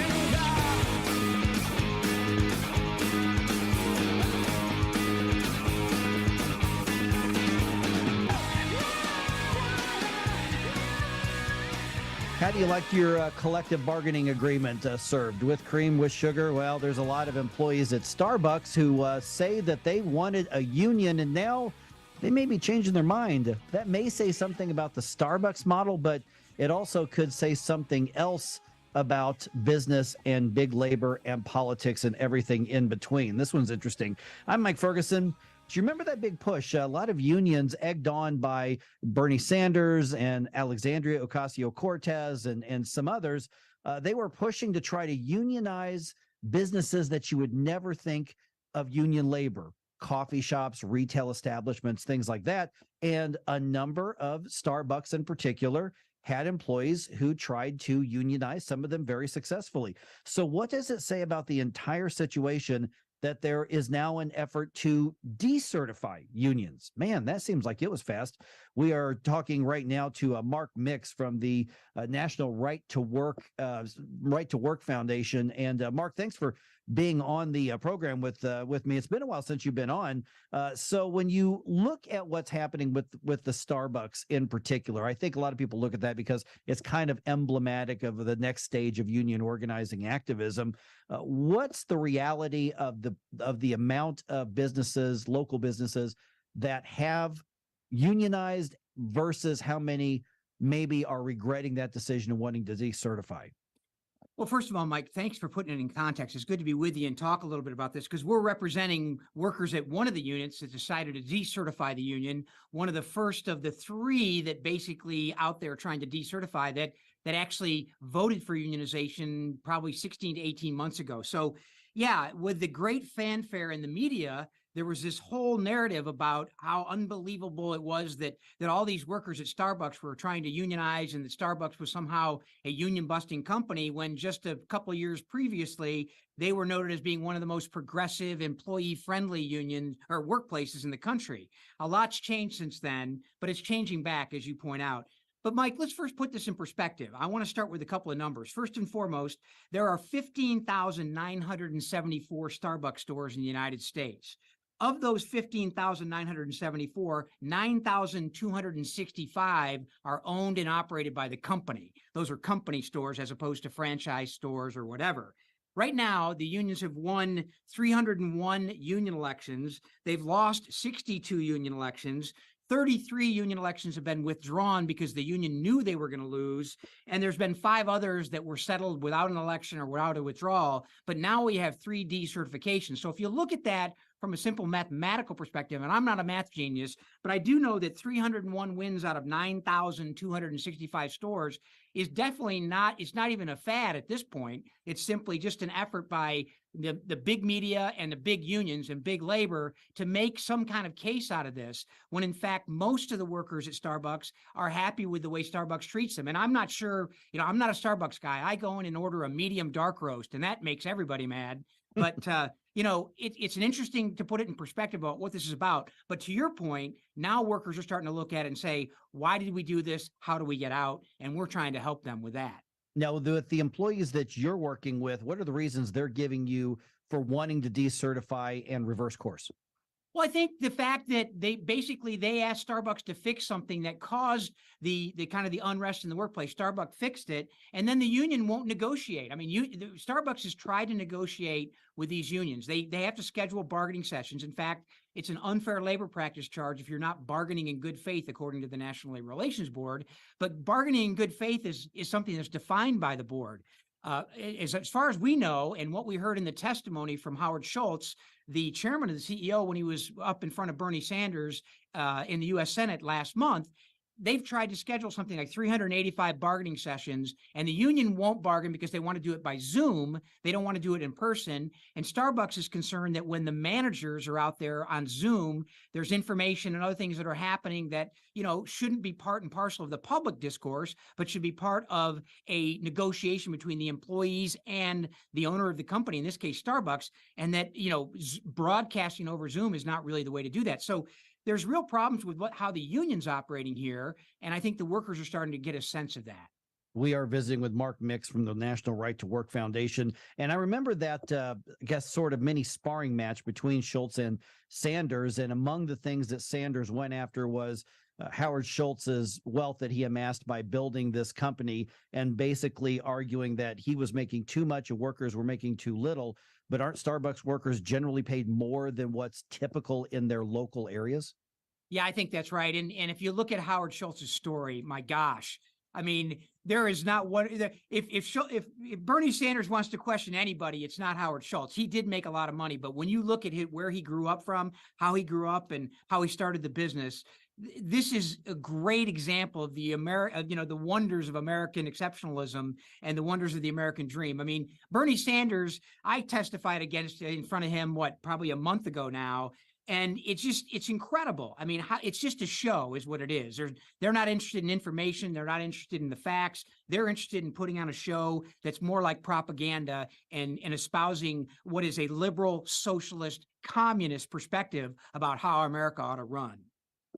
People think of labor unions, Mark, and they think of, auto manufacturers, heavy machinery, things like that. They might even think of sports figures or something like that. But what is it about stepping into the entry level type of jobs, which is what a coffee shop's going to be for the most part? What is it about that part of our economy that's become ground zero for the next level of union organizing and activism? Well, frankly, I think union officials think that's really the last frontier for them in the private sector. I mean, there's been lots of activity in the healthcare sector. You've got to put it in perspective to your point, Mike, you've got the United Steelworkers representing nurses in Minnesota.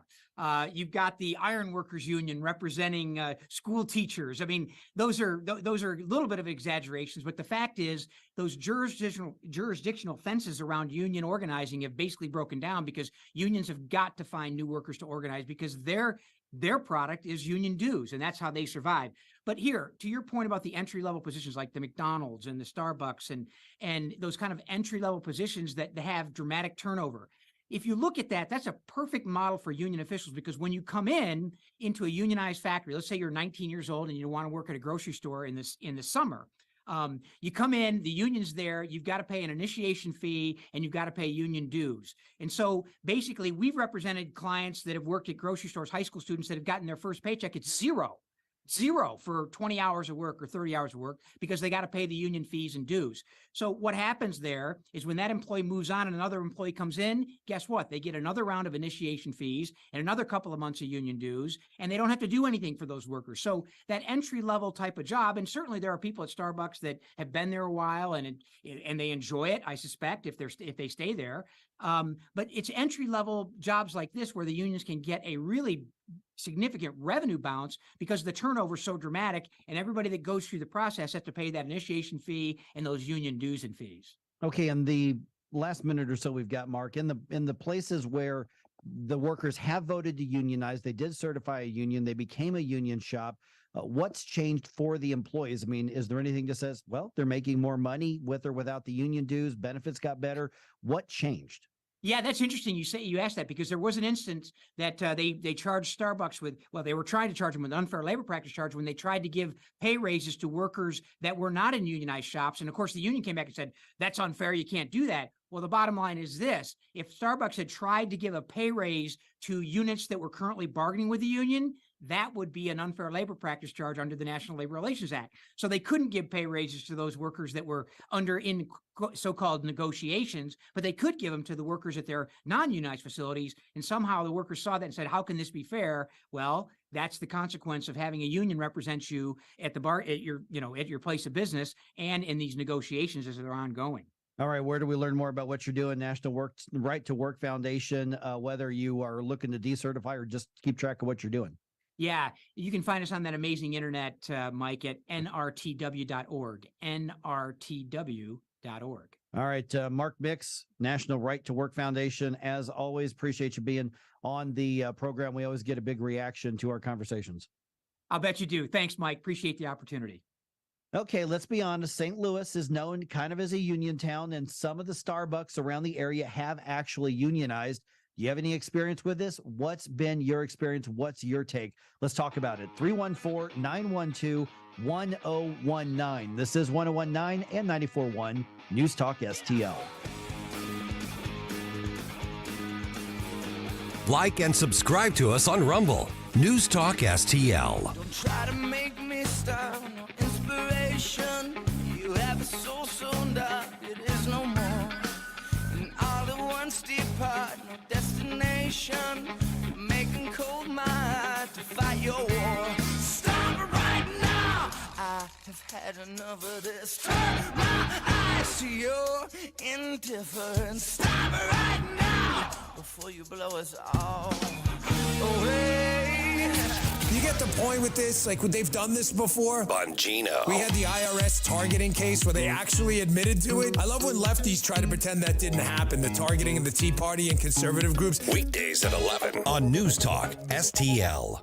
Seidenstricker Nobe Partners has the equipment you need to get the job done at our Buy Green, Save Green sales event. For May only, save up to $2,500 on in-stock 5E John Deere tractors with 0% financing, or a new 1 through 4 Series compact tractor package with a mower and a loader for as low as $197 a month. Visit snpartners.com for more information. Seidenstricker Nobe, your partner for the land. Offer valid through 5/26/2023. Some restrictions apply. See dealer for details.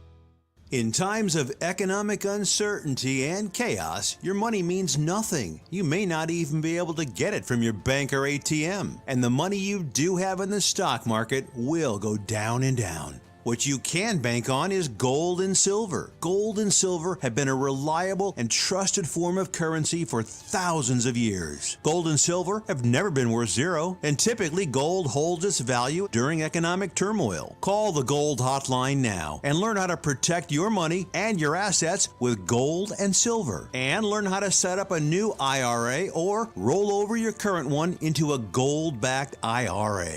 Protect your money from the next market crash with gold and silver. Call now for your free gold guide. 800-281-4224. 800-281-4224. 800-281-4224. That's 800-281-4224.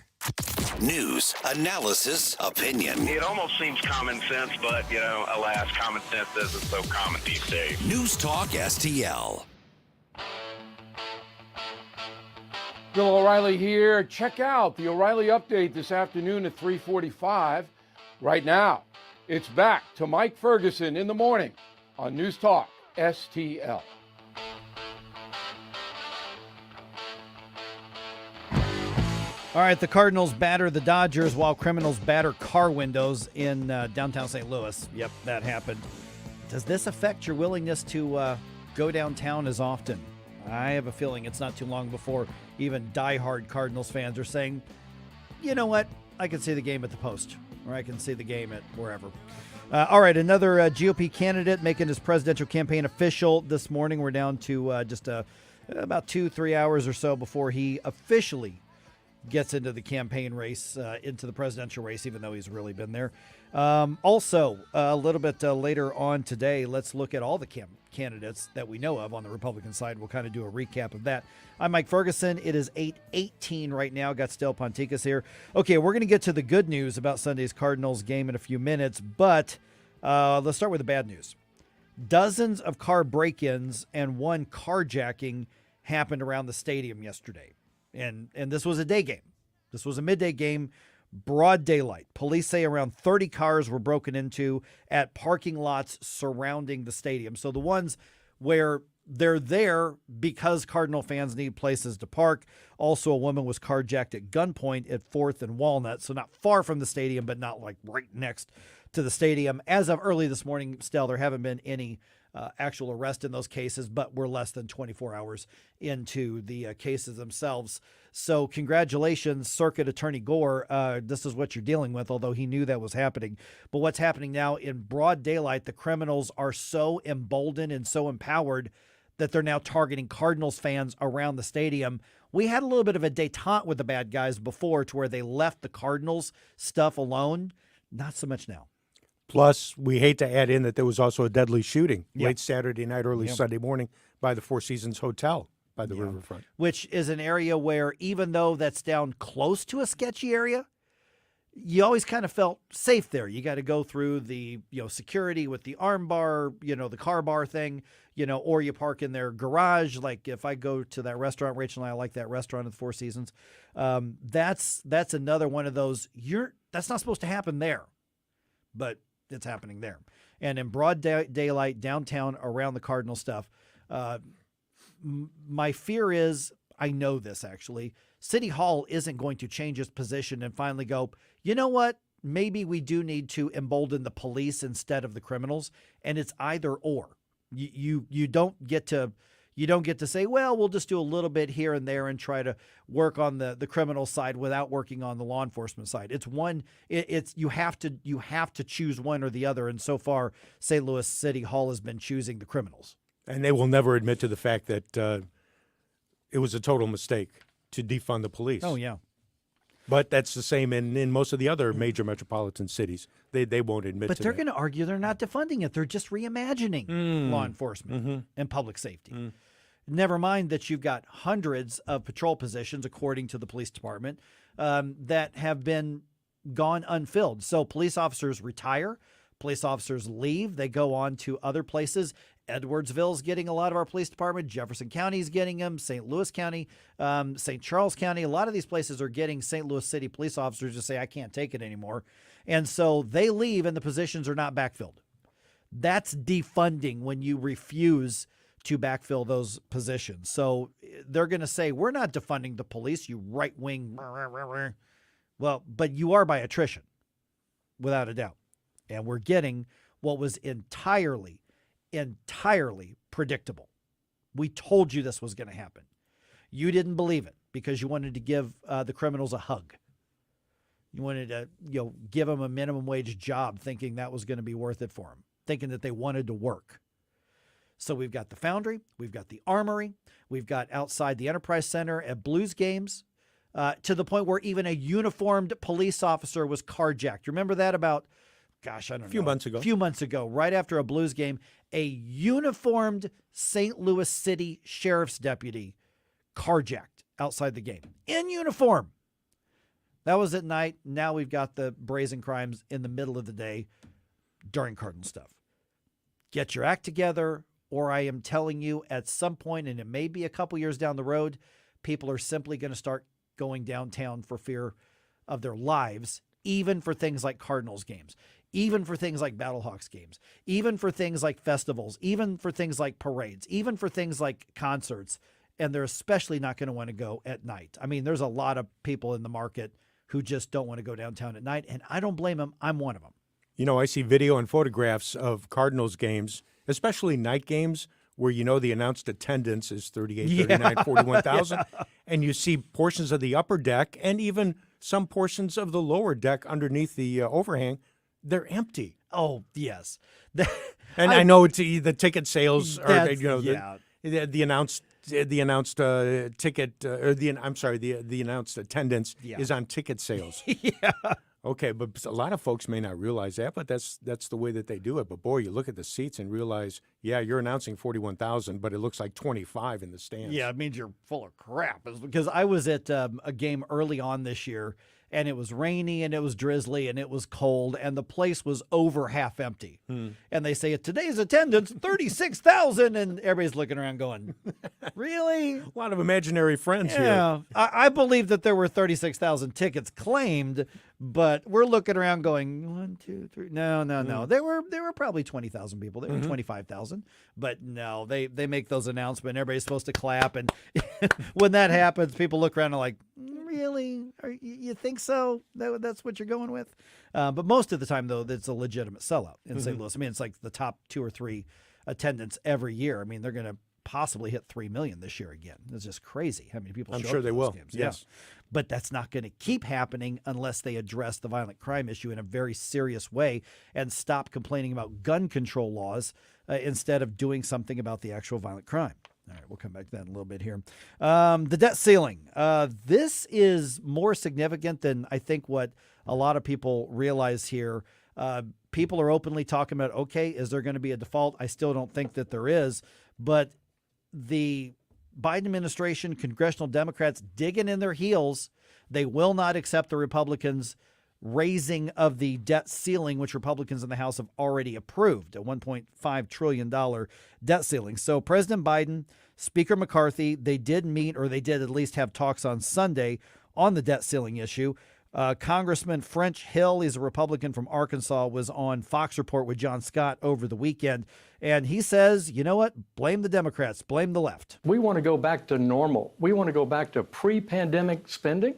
We want to go back to a day when Democrats and Republicans both thought the smallest deficits were the best. Actually, no deficits are the best, but I'll take a small one over this crazy big one that we've got right now.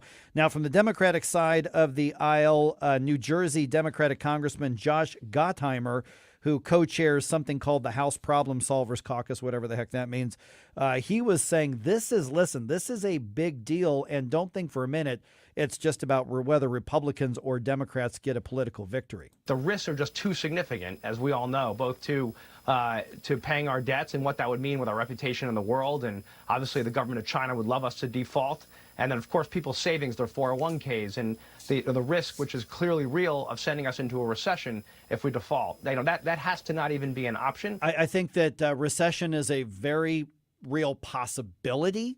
If there were to be some sort of default. But when he talks about 401ks and IRAs and things like that, I think a lot of people are saying, oh, that's just fear mongering, just some tactics still. But the reality is that probably in your 401k, probably in your mutual funds, probably in your IRA is going to be some kind of bonded debt. You buy bonds, the governments sell. And therefore, if there's some kind of default, if there's any federal mix of that or any state or municipal mix that depends on federal revenue, those are the types of things that could be included in what defaults. And so, yeah, something like that could actually affect your retirement as well. So that's what the Biden administration is in part putting at risk by saying, no, darn it, we want more spending. Don't cut off our spending. Don't pull that spending back. That's what they're taking a hard line on. But the bigger question is, who's going to blink? And they talk about trying to cut the spending back. They're only going to cut it back to 2022 levels. It's not like we're eliminating programs left and right. No, I would love to see us eliminate programs left and right. That would be my dream for the federal government, is somebody to walk in and say, is that specifically authorized by the Constitution? No, it's cut. Okay, put another $150 million back into the till. What about this one? Studying the sex lives of dung beetles in another country? No, I think we can do about that. Great. $15 million back in there. You cut out whatever's not constitutional, and we probably balance the frickin' budget. And we pay down debt, but there's no appetite for that. So if we had to take a bet still, who's going to blink first? Who do you think it's going to be? I seriously hope that it's Mr. Magoo. Mr. Biden. I hope he's the one who blinks first. I'm giving McCarthy some credit for at least showing some backbone. Yeah. But boy, if this is going to drag out all the way until May 31st, 30 days, has September, April, June. Yeah, we got 31 days in the month of May. If it drags out until midnight on the 31st, then yes, I'm hoping that it's Biden blinking. Okay, I'm calling you out on your answer. Okay. Because I asked who do you think's going to blink first, and you told me who you hope is going to blink. But if you had to bet, I'm like, all right, you got $100 still. Put a bet down. Who's going to blink? Who do you think it's going to be? I'm still going to hopefully, man, see, I use the word hopefully again. I'm still going to go with Biden, even though I know you want me to say that McCarthy's going to back off. And no, the I just want to know back. who you think is going to blink. I'll put 100 down on Biden actually blinking. All right, 100 imaginary dollars down on Biden being the one blinking and taking some version of the debt ceiling as is. Yes. Okay. Yes. We'll see. It's possible. Absolutely possible. The stalemate has gone on so long, I don't know. So I'm just, for the sake of the 100 imaginary dollars, I'm going to bet that Kevin McCarthy blinks and they build in some kind of increased spending plan into it. Or they table it and say, okay, we're going to do the spending for one more month and we're going to keep going. We'll kick it down the road again. Right, exactly. So that's my bet. We'll see who wins the imaginary $100. Okay. Still in here. All right, the race for president is in the spotlight this week. Senator Tim Scott going to make his formal announcement that he's running for president in about an hour and 45 minutes. He's been at the exploratory committee phase for a few weeks now, so we all know that he's running for president. But his campaign announcement scheduled for 10:15, that does change it a little bit. I guess it's like, is he just announcing again? Yes, but he's all in on this. Governor Ron DeSantis is, according to multiple reports, planning an announcement on Wednesday. We'll see whether that turns out to be correct. We are going to recap the current GOP campaign and hear from several of the candidates at 8:35 here in just a little bit. Okay, Cardinals remain the hottest team in baseball, and they are without a doubt the hottest team in Major League Baseball right now. I think 11-3 in their past 14 games. 14 games, yep. I mean, they are rocking and they are rolling out there. And remember, I do want to point out that even though I said it's time to get concerned that I'm the one in the room who never gave up on him, I don't think you gave up on him, but you were less optimistic than me. I still say they can win the division. Oh, I think they can win the division because it's such a mediocre Central Division. In fact, you look at both Central Divisions, AL and NL, they're both pretty weak. Yeah, so the Cardinals are now back up to third place in that division. So last night's 10-5 win over the Dodgers gave the Cardinals a series win. They took 3 of the 4 games. Paul DeYoung had a home run in that series finale. Redbirds, like I said, now in third place in the Central. They are 5 games back out of first place. They start a 4-game series on the road against the Reds tonight. First pitch is at 5:40. And again, for those who are watching on YouTube or watching on Rumble or watching on Facebook, yes, I was not thinking when I grabbed my Johnny Bench t-shirt and put that on this morning. This is not a statement in support of the Cincinnati Reds. This is just Johnny Bench is my baseball hero. He made me want to be a catcher, and I just grabbed my Johnny Bench shirt, forgetting that the Cardinals were starting a series in Cincinnati. Oh, the irony is really sweet, though. It is. I'm here like, oh, I'm proud of my Johnny Bench fandom, but not the Reds itself. All right. You know, I got to say here, before, really quick, They take 3 out of 4 from the Dodgers. We were hoping a 2-2 split. They take 3 out of 4, and I'm going to call these the Mercado games because they brought this kid up, Oscar Mercado, to fill in for Dylan Carlson while Dylan tries to get over a sprained ankle. And Mercado goes 5 for 11 and has a great series against the Dodgers. And probably he's going to get sent back down again when Carlson comes off the DL. But he's had a great 4 or 5 games. So you got to give the guy credit. So I'm going to call these the Mercado games. He went nuts yesterday. What, 5 RBIs or something like that? Might have been. He was going nuts. He was all over it. So, yeah, he'll end up back in Memphis or something. Oh, man. Maybe by the end of the year we'll see him. Of course, you notice everybody's looking around right now and nobody's asking about it anymore? Oh, yeah. Our right fielder. Yeah. They're like, hey, how about that Christian Walker? He's not doing well right now, batting-wise. He's still got other tools. Maybe we'll see him back next year, but if we see him back, it'll be much later. He's got to put some stuff back together. But we know what he can do. But, hey, we got other options out there. So Cardinals, stay hot. A lot of outfielders in play. Yeah, really. Besides Jordan Walker, you got all the other guys. Golly, 6 or 7 outfielders. What are they going to do with Tyler O'Neill when he comes back? I don't know. I don't know. It's a good problem to have if you're a defensive coach, I guess. All right, just ahead, the Republican presidential race. Let's go over what the candidates are up to these days, including Tim Scott's announcement coming in just a little bit. Right here on 1019 94.1 News Talk STL. For podcast articles and more, find us on newstalkstl.com. Mike Ferguson in the morning. From the Michaels Flooring Outlet Weather Center. I'm News 4 meteorologist Kristen Cornett with your first alert forecast. Mostly clear skies overnight will drop to 57 degrees. Mostly sunny and warmer on Monday as we're back into the 80s with a high of 82. Looking ahead to Tuesday, mostly sunny and warm as well. The afternoon high, 86 degrees. That's your first alert forecast. I'm meteorologist Kristen Cornett. Welcome home to St. Louis's new choice for conservative talk. Democrats do what they do. We choose truth over facts. News, analysis, and opinion. Jury found Trump liable. The verdict is a disgrace. DHS has used Title 42 more than 2.7 million times. He should be impeached for failing to carry out his constitutional duties. This will mean complete and total mayhem. 1019 and 94.1. Texas, to the full extent we can, we're taking matters into our own hands. News Talk STL. You know, this weekend was one of those great, beautiful St. Louis weather weekends. Open up the windows, open up the doors, leave the screen door in, enjoy that nice, cool weather. A little bit breezy, but it's not going to be too much longer that it's just too hot, too sticky to do that. That's why you want to make sure that your windows are efficient and they are protecting your home from, frankly, not just the drafts, but from all of those critters and bugs that can get in. I mean, I've had bumblebees get through my windows in the past. You don't want that this time around. When it comes time to invest in your home, you got to visit with my friends at Window World. Mike Ferguson here for Window World. They are based out of Earth City in the St. Louis offices. They are simply the best for less. 314-993-1800. I'm going to give out that number a couple more times here. I get it that this type of weather, this type of beautiful weather is not when you're thinking about your windows or the draftiness or the energy efficiency in your home at the moment, but it's the time you should be thinking about it because we know that utility bills are going up. Thank you, Joe Biden. But what that means is that when you upgrade your home, when you do updates, we think of getting another roof on your home. We think about fixing that crack in the sidewalk, and those are things you got to do. We think about the foundation, but windows are part of the structure of your home.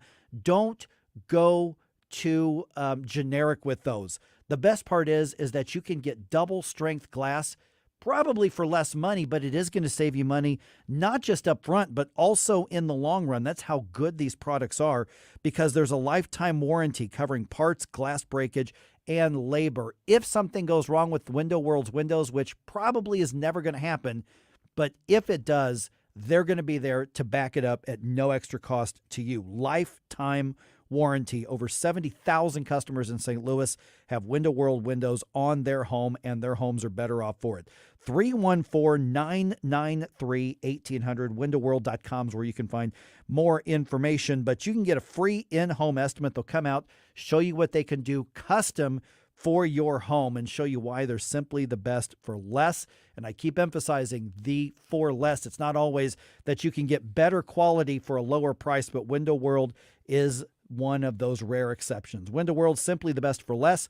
Once again, 314-993-1800. Let them know Mike Ferguson sent you. News Talk STL is proud to have Doug Voss of Safe Money Radio as part of our lineup each week. Doug has been a staple on St. Louis radio for many years as one of the leading financial experts in the area. Doug and Safe Money Radio is on 3 times every weekend, but in case you miss anything, you can check it all out at DougVossSafeMoneyRadio.com or call 844-676-SAFE. That's 844-676-7233. Doug Voss is a registered representative. Securities offered through DHL Securities, LLLP. Member FINRA and SIPC. This is what's happening. Biden needs to man up and come to the table and work with folks to rein in spending. We can't keep doing this. 101.9 and 94.1. Say to the Biden administration, you were elected to enforce the law. Enforce the law. News Talk STL.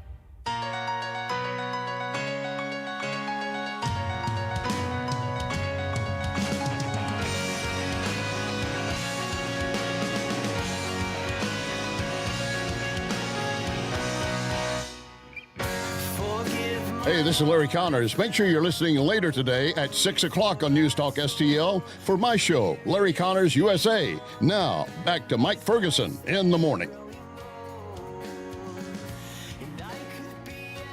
No, bring it up a little bit. Who's this? Building Rome. I'm not familiar with them. Everything You've Never Wanted. I'm not familiar with this band. I'm not very familiar with them either. Oh, okay. Interesting. Building Rome. Building Rome. Okay. All right, there you go. For people, because people will, as like, hey, who's that song? All right, because that's a new one. Earlier, you played a deep cut with from Triumph.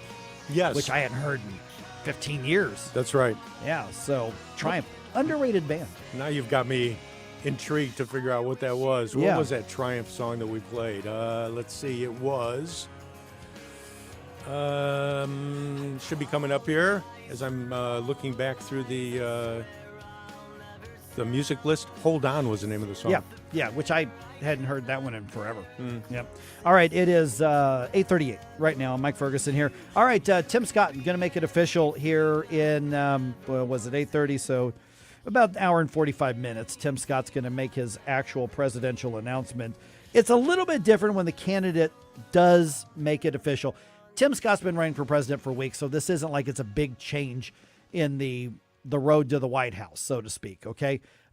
He is just simply saying, I am fully in, I'm committed. We're not doing the exploratory committee anymore. This is a full-on presidential campaign. So he's kind of upgrading here. So we'll get to his presence in just a little bit, but some of the other candidates. All right, Vivek Ramaswamy, he was in one of the toughest areas of Chicago on Friday.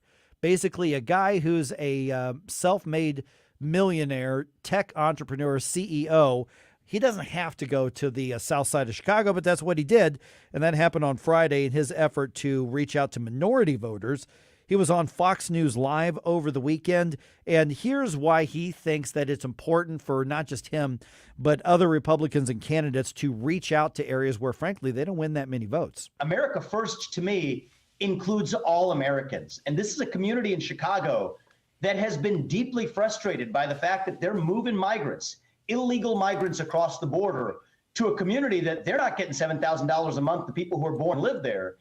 See, he's when he looks at that issue right there. Now, I haven't been to the south side of Chicago in quite some time, but my guess is that part of Chicago, like parts of New York City, like parts of other areas that are deep, deep blue, there probably are a lot of complaints about, hey, what are you doing? This is hurting me now. This is frustrating. That's not fair. And it's highlighting the deficiencies in left-wing policy. There were aldermen on the south side who were totally beyond being mad at Lori Lightfoot at the way she was handling crime in the city. And oddly enough, I saw a Sun-Times article over the weekend that said it was Ramaswamy's second time ever going on the south side of Chicago. So at least he ventured there, and I give him credit for really going into the lion's den and talking with people there. I'm sure some people stayed away, but I bet there were a lot of folks who showed up just because they were curious to see what he was going to say. Well, if that's his second time there, that's two more than some of the other candidates. That's true. So, yeah. But yeah, I mean, I wonder how many voters. You can say south side of, Chicago. You can pick out whatever neighborhood you want. In the St. Louis area, you can go to New York City. You can go to Los Angeles. You can go wherever. You wonder how many voters are there saying, just come ask for my vote. I don't know that the number's big, but the fact that they're there and they're listening and they're asking is a good move. I mean, Gabe said earlier, he said it's actually kind of a shame on the Republican Party for not doing more of this. Yes. For not being there more often. Yep. Because you don't have to win 50% plus one in the deepest blue areas to affect other races. We saw that with Lee Zeldin in New York. He didn't win the race, but his coattails resulted in 2 or 3 Democratic congressional seats flipping because they went in and asked for votes in deep blue areas. Exactly. And I think when you look at the situation like this, there were some Democrats over the last couple of years who have said to Republicans who came into their districts, hey, it's nice to see you. Thanks for showing up. We at least can find out where you guys stand on issues and how you can help us because you haven't come to us before. And here's the other side of this is they're probably wondering, will you be back after the election? Are you going to remember us then? That was one of the reasons that Kit Bond did so well, I think, in Missouri elections, because Kit went into Kansas City and St. Louis right into the downtown areas. Now, he was working a lot with the business communities and things like that, but it wasn't uncommon for him to be in those deep blue areas. And he was there working with a lot of the Democrats. And, Kit's conservative. He's not as conservative as a lot of our conservatives now, but he was he did the work, and those communities knew very well that he was going to be back after he got elected, because he got elected to different positions and he came back. Then he ran for U.S. Senate and he got elected and he came back. Those are the things that Republicans need to establish. You know which Democrat has rarely, if ever, shown up in Chicago since he left office? Obama. Yeah, that's right. And I know it ticks off a lot of people in Chicago, folks I hear from off and on, and they're wondering, well, where is the guy? Yeah, he's got the library and everything else that he's working on and got a house there on the south side. But you don't hear anything about him visiting. His house the is city. really at Martha's Vineyard or somewhere out there. No, you're right. Is it Martha's Vineyard? Yes, or I think it's you're one right. of those near there. Yeah. All right. Some other candidates here. Larry Elder announcing that he's got a new book on the way. Pre-orders for As Goes California, My Mission to Rescue the Golden State and Save the Nation. Let me say that title again in case you want to look it up. As Goes California, My Mission to Rescue the Golden State and Save the Nation. So pre-orders are available now. You can buy your book now. Looks like it's going to ship in September. So the cynical person still would say, oh, well, that's why he's running for president, because he wants to sell a book. Well, I don't know, maybe, but I think Larry Elder is looking to shape the conversation, because I've never known any sort of Larry Elder statement or discussion or speech or anything like that to do anything other than having a point. Now, my guess is Larry Elder knows he's not going to be the nominee for president for the Republican Party. But can you run a serious, impactful campaign knowing that the book is either a tool for the campaign, or the book is simply, all right, I got to make a living while I'm campaigning? I think from my viewpoint, I kind of put him in the category with Ramaswamy as two outsiders who will, I believe, affect the way that the campaigns go for the next 18 months, because they're both smart guys. Yeah. And they're going to bring different aspects, different perspectives to a lot of these subjects that we haven't thought about at all. Vivek's already done that on some items, and Larry's going to do the same thing. He may be more on the political end, sort of, and Vivek is more on the business end. And cultural.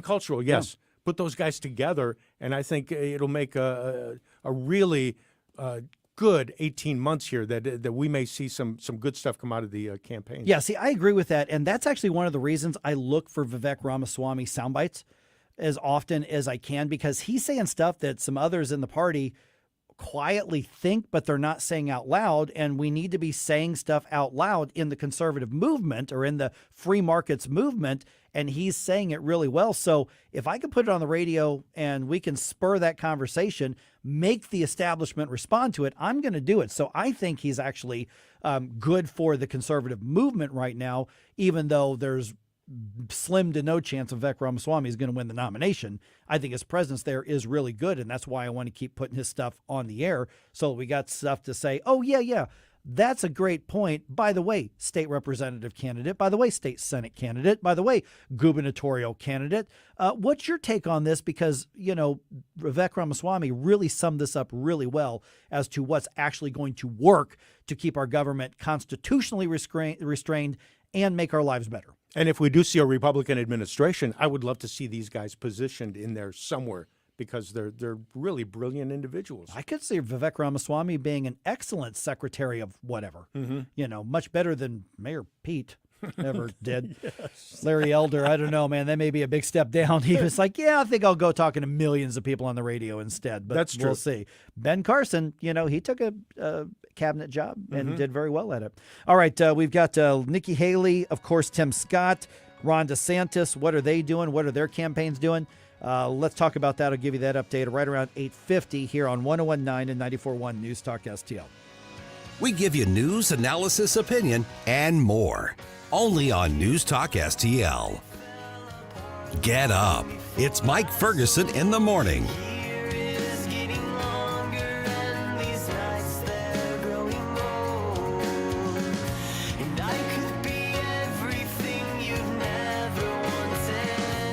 St. Louis and Stan Bongino, proud to be part of the News Talk STL lineup. Every weekday from 11 to 2, we'll get together to talk about what's going on.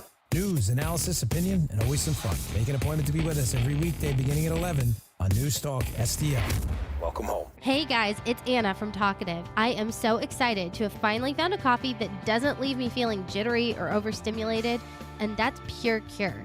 Pure Cure is different from your average coffee company. They don't use artificial flavorings to mask a low-quality coffee. Instead, they have unique artisan roasts that showcase the full flavor of their coffee beans. I particularly love their signature blend, which is a take on amaretto, and you should check them out too. That's Pure Cure, PURCUR, coffee.com. I'm Dr. TJ, owner of the Institute of Natural Health, co-owner of Optimal Nutraceuticals, and the host of Wellness 101. Wellness 101 is designed to cut through the nonsense and provide you common sense, science-based information regarding health and wellness. On the show, we discuss topics like thyroid health, gut health, hormone optimization, and many others. Our show airs Saturdays at 10 a.m. and 2 p.m. and Sundays at 11 a.m. and 3 p.m. right here on News Talk STL. For more information, visit us at inhstl.com. That's inhstl.com. The Vic Porcelli Show. When they say assault weapons, you don't know what they're thinking because they don't know what they're talking about anyway. Yeah, Vic, that's the first question I always ask people when they even bring up assault weapons. Okay, what are those? Because they can never answer that question. It can be a knife. It can be a car. I mean, an assault weapon can be a pistol. An assault weapon can be a fist. And we all know that AR stands for assault rifle, right? Right. Vic Porcelli, live and local, weekday mornings at 9 on News Talk STL.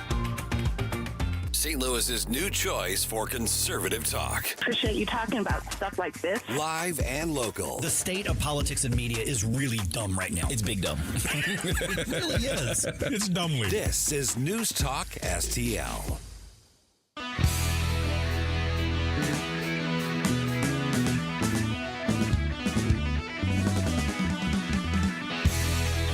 Dan Bongino here. Keep it on News Talk STL because my show starts at 11 a.m. Right now, it's back to Mike Ferguson in the morning. Haven't heard this song in forever. You know what? This is so weird. You know what this song brings back memories of? No. This was the theme song that the old All-Star Wrestling used to have. Oh, no kidding. Back when it was the NAA Central States. I don't know if they got permission from Rush to use it, but when I hear this song, that's what I think of is that old, like they taped it in high school gyms all over the place. And I remember like watching Bob Geigel and Bulldog Bob Brown and, Sam Houston and those guys with this rudimentary, most basic Saturday morning All-Star Wrestling.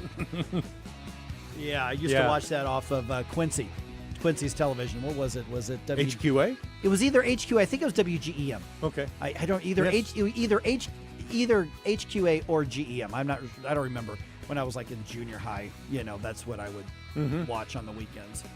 So, but this song was their theme song, which I'm guessing back in 1980.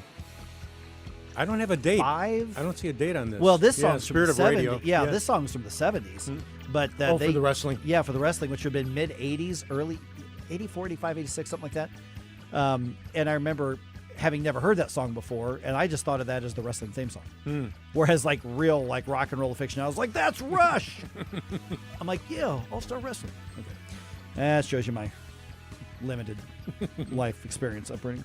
Okay, we're continuing our conversation here with the update on the Republican nomination for president.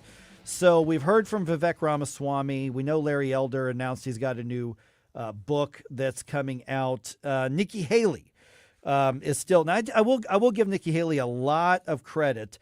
She is.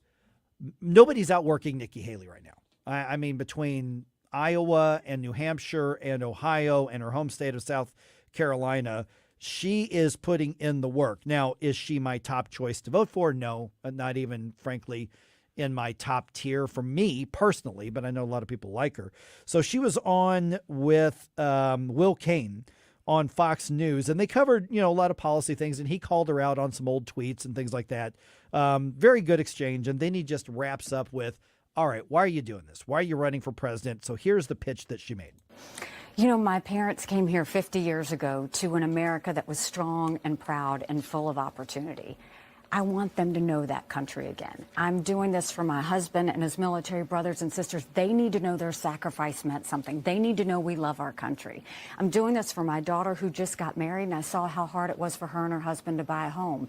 And I'm doing this for my son who's a junior in college, and I see him writing papers of things he doesn't believe in just to get an A. That's not us. That's not America. 78% of Americans right now don't think their children will have as good of a life as they did. We have to change that, and I'm determined to do it. I appreciate that. Tell your son the A is not worth it. That's right. Tell the truth. It's true. That is so true. That is so true. To just to tell your teacher they're full of crap.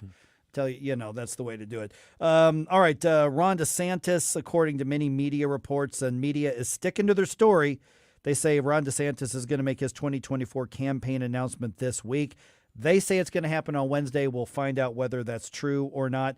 But he was at a town hall roundtable type of thing in New Hampshire on Friday, visiting with, among many others, some New Hampshire state lawmakers as well, talking about policy. And he was just going down the list of policy accomplishments as he had in Florida as governor, which are lengthy, which there are a lot of them. But here's what he had to say. If you look at what we've been able to accomplish, there is something in there for anybody.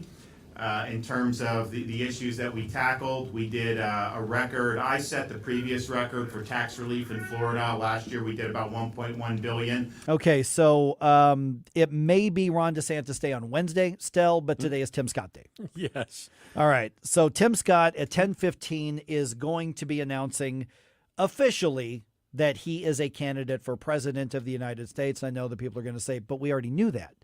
We did. But what's happening now is it's going from exploratory committee to he's already filed the paperwork to say, nope, I'm in. No going back now until either he drops out or gets the nomination. You brought up DeSantis, and we had a couple of friends ask us over the weekend what the situation was with him waiting this long. They thought maybe that law in Florida was still in effect, which some folks may think it is still in effect, the one that said you can't run for another national office if you're already in a prominent office in Florida, like governor or something like that, and you can't run for president. But that law was taken care of in mid-April, so he's free now to make his move.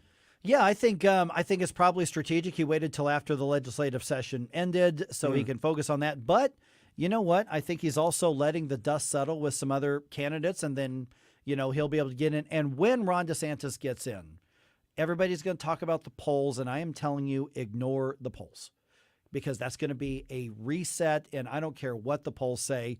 At that point, you've got a two-person leader race, even though Trump is absolutely the front runner. But I wonder if Tim Scott couldn't also work his way into that top tier. He's released an ad, which you may see on your social media, and here's what it says. Today's kids are growing up immersed in a culture where everyone's a victim.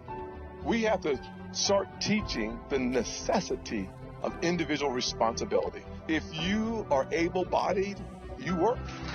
If you take out a loan, you pay it back. If you commit a violent crime, you go to jail. Can I get an amen? I'm telling you the truth. I'm Tim Scott, and I approve this message. I'm kind of back and forth. I'm like, okay, if and when DeSantis gets in, for my vote, I'm like, DeSantis, Tim Scott, DeSantis, Tim Scott. That's where I am in the race. That could change. I mean, but that's where I am personally right now. That's how much I really respect Tim Scott. And I love the guy, and I know he gets along with other legislators very well. Got a really close relationship with Trey Gowdy. Which should tell you something about his worldview. I think so. Yeah. And Nikki Haley was the one who gave him the opportunity to move into the office that he had. And she appointed him to the U.S. Senate. That's it. And then he was elected to the U.S. Senate. That's it. That's right. So I think from that aspect, he's an intriguing guy, and I really like him a lot. Yeah, and I think he's going to have a lot to bring to the table on the whole political stuff that nobody likes to talk about, but really does matter. He has shown he can raise a lot of money. He's one of those people where I think people like him, but people really respect him as a politician. Is he perfect? Absolutely not. Not one single candidate is or ever will be. But I think he's got a lot to offer. I think it's my hope is that he really has an impact on the race. But today is Tim Scott Day in the presidential race. It says it on my calendar. That's right. That's the way to put it in. Tim Scott Day. You're not going to find a greeting card for it from Hallmark, but there it is today. Wednesday, maybe Ron DeSantis Day. Maybe not. I have a feeling we're not going to find out until Wednesday. All right, Vic Porcelli coming your way here in just about 6 minutes on 101.9, 94.1 News Talk STL. Thanks for listening on this Monday morning. Welcome home. When it's important to you, stay informed. It's on News Talk STL. Yeah, I know. I just announced my re-election campaign. 2024 is the final battle. News, analysis, and opinion. There has never been a greater contrast. Been down this road before. Ours being greatness and theirs being failure. I know the danger he presents to our democracy. These differences are fundamental. I don't think you should run again. 101.9 and 94.1. When you weigh up, what's the purpose of doing the debate? News Talk STL. Oh, Adam, you are so romantic. And I love the kitchen you found with all these great crumbs. Yeah, baby. Only the finest crumbs in the kitchen for my favorite aunt. Oh, no. It's the pest control company again with those green wheels. They always kill the mood. This is Derek, the owner of All Solutions Pest Control. Give us a call today at 636-486-7888. We'd love to help you.